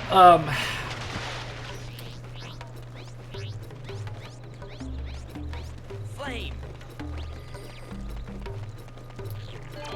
And, like, a lot of people criticize Crystal's design in this game because they're like, oh, well, you're giving her too much sex appeal, and it's like, I don't really mind it too much, just because, like, it didn't bother me much as a kid. Like, I just, like, oh, well, she's wearing, like, a bikini-esque sort of thing. But in terms of, like, the setting of the game, it makes sense, because Dinosaur Planet is, like, the theming of the game is more of, like a low technology, more simplified. So it makes more sense for Crystal to be in that kind of outfit.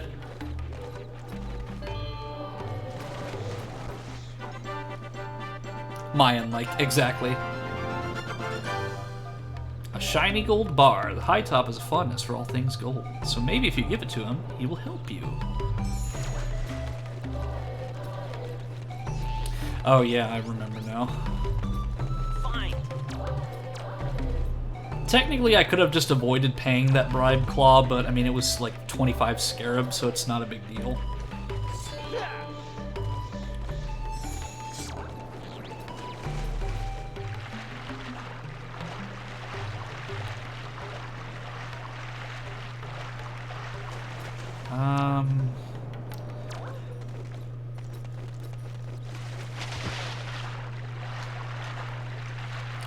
Yeah, somebody actually recreated Cape Claw in VR chat, and I visited it quite a few times in VR, and it's incredible. Like, the scale of the Krazoa face statue is unreal. And just seeing a lot of these older these locations from older games in VR is incredible. Like, for example, Half-Life 2 VR mod, which came out somewhat recently. I didn't finish that because it gives me, like, really bad motion sickness. But Half-Life 2 VR, like, it immerses me more than Half-Life 2 Basic ever did. Let me see, I think he needs more than just 2. But I'm gonna give him what I have. When I heard the Sharpclaw were coming to Cape Claw, I hid my precious gold deep below the sands. My memory's not what it used to be, though, and now I've forgotten where I buried them. With the help of your little friend, you should be able to find them. Return all 4 gold bars, and I will help you on your quest. Okay, so 4. That's less than I expected.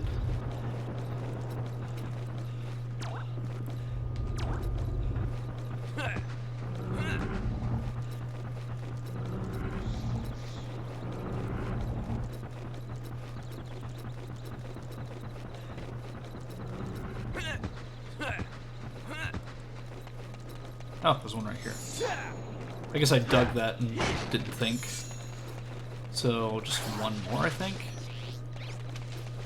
Yeah.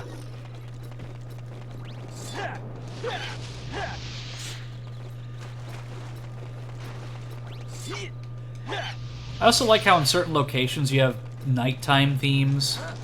So, like, Thorntail Hollow has a night version that plays, which is a lot more calm in its beat. Because, like, the daytime version of the song is very upbeat and happy and gives you a sense of adventure, whereas the nighttime theme is more relaxing. And I think the only other time that, like, in terms of the 2000s era that I can think of off the top of my head was something like that was the Pokemon Center theme for Diamond and Pearl. There would be a nighttime version of that theme.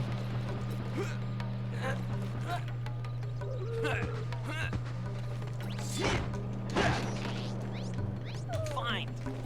There's an alternate daytime version of the Thorntail Hollow song, which is what plays in the prototype. Yeah, like, in the Dinosaur Planet ROM, there's a... like, it's got a lot of the same drums and such, but the song, it's almost like a backing track for the main song is how I can describe it.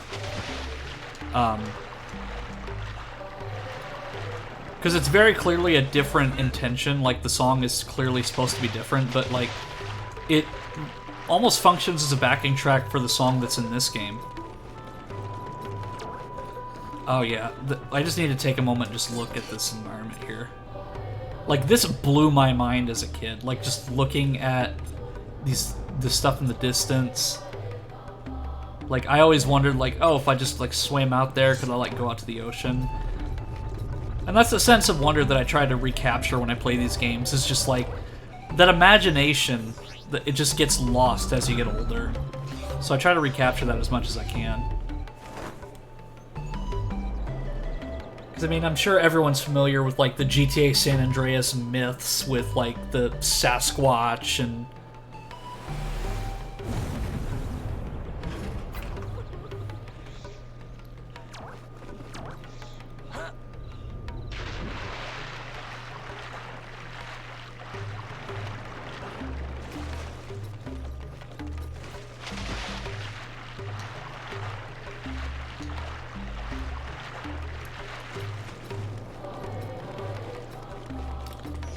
feed tricky. That way I don't have to worry about it later.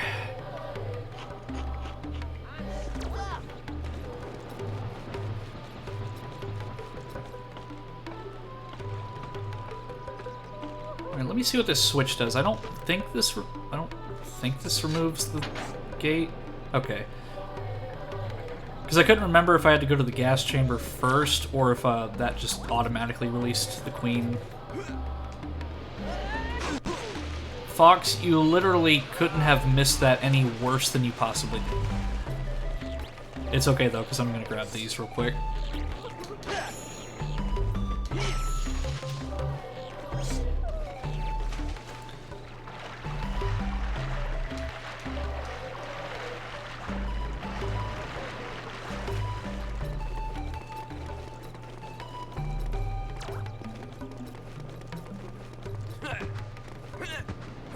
Yeah, so speaking of, like, newer games, I heard that Forspoken game was pretty terrible. Which is a shame, because I like Luminous Productions and their work on Final Fantasy 15, but I heard the game was pretty terrible.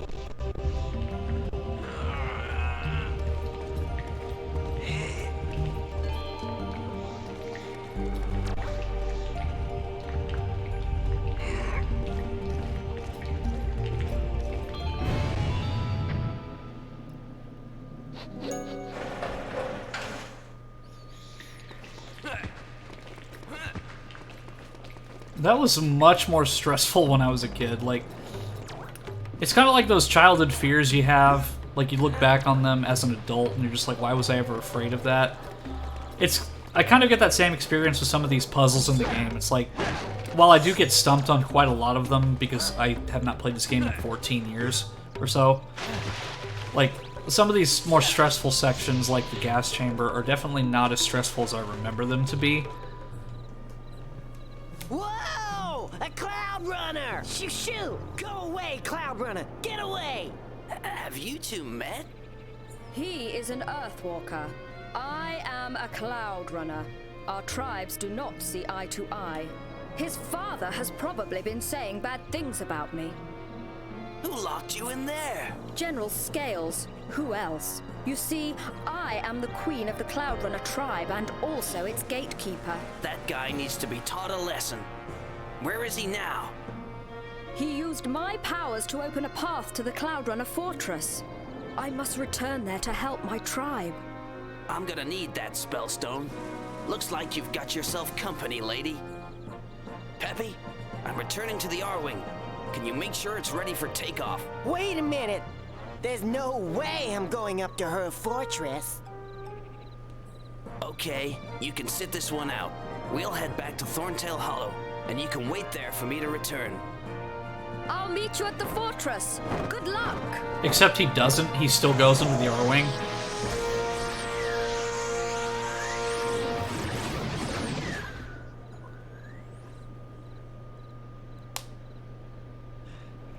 So I think for the remainder of the stream, I'm probably just going to go to Cloud Runner Fortress, and then once I get there, that's where I'm going to stop. I generally try to keep these streams at 4 hours at max. If I do go overtime a little bit, it's not a huge deal. But I try to keep it at least a little consistent with 4 hours every stream, just so I don't overdo it. Because I tell you what, when I was in college, I was able to do this a lot more, but now that I'm kind of like out in the working world, I can't play these games as much anymore.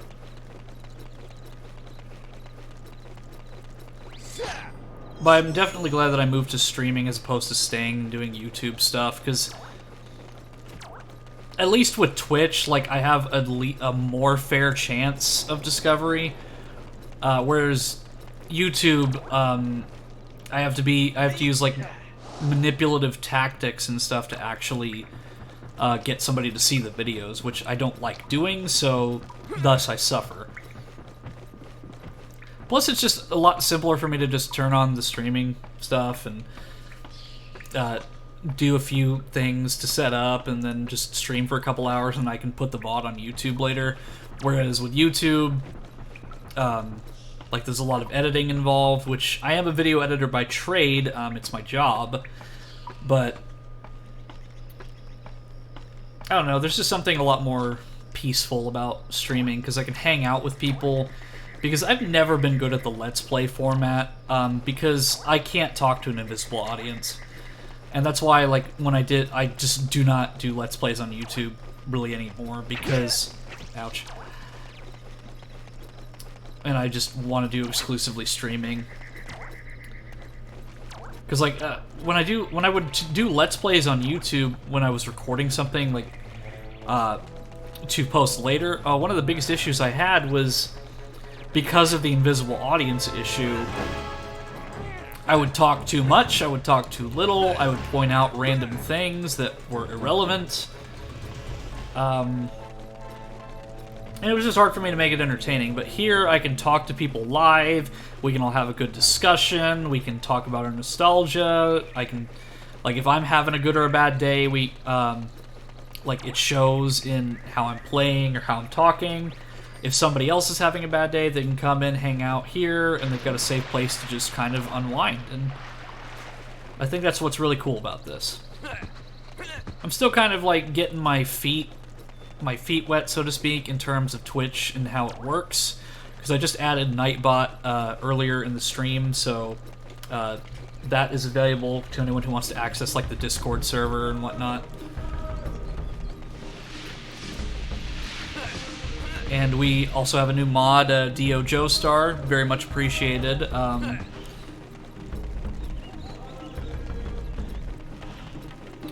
yeah, like I said, I'm gonna go to Cloud Funner Fortress. Cloud Runner Fortress.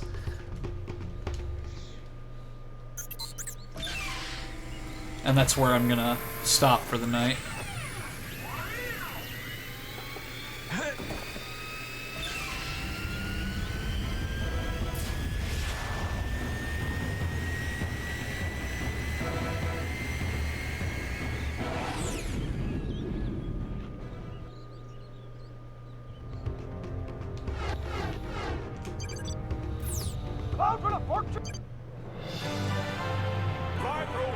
Alright, let's do this.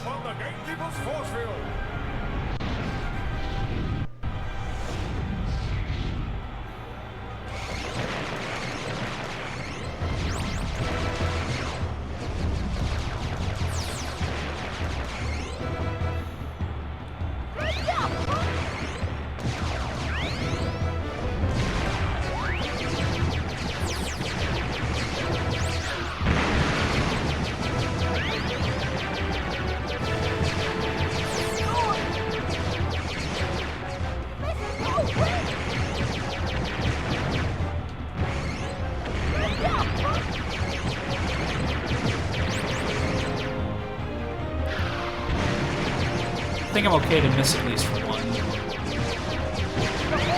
Okay. So something I never understood, even as an adult, like, who are these enemies that I'm fighting? Are they sharp claws, or like, are they pirate? Like, I never understood like who these space enemies are. It's like, I know that the sharp claws are space worthy, but I don't know.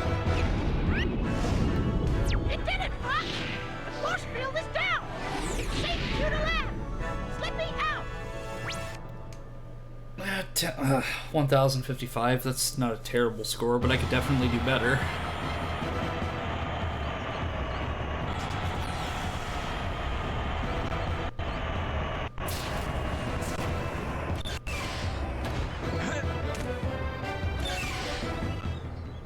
This is Cloud Runner Fortress. I'll fly ahead and check if it's safe. Meet me inside. And she flies right into a sharp claw, too. Alright, everybody. So, I'm going to go ahead and call the stream here. I think I made a pretty significant amount of progress in that time frame. I mean, we went from Dark Ice Mines to the first Krazoa Shrine and then to Cloud Runner Fortress. So I think I've made a significant dent in that 4-hour time period that I've been playing. But I do appreciate everyone who came out to the stream today. L is real. It was great to have a conversation with you if you're still in the chat. It's always great to have you, Dio, and just everyone who popped in today. Definitely would appreciate a follow for anyone who is not following currently. I stream every 3 days, so keep a lookout for me streaming Skies of Arcadia in the next 3 days. That is subject to change at any time. But, I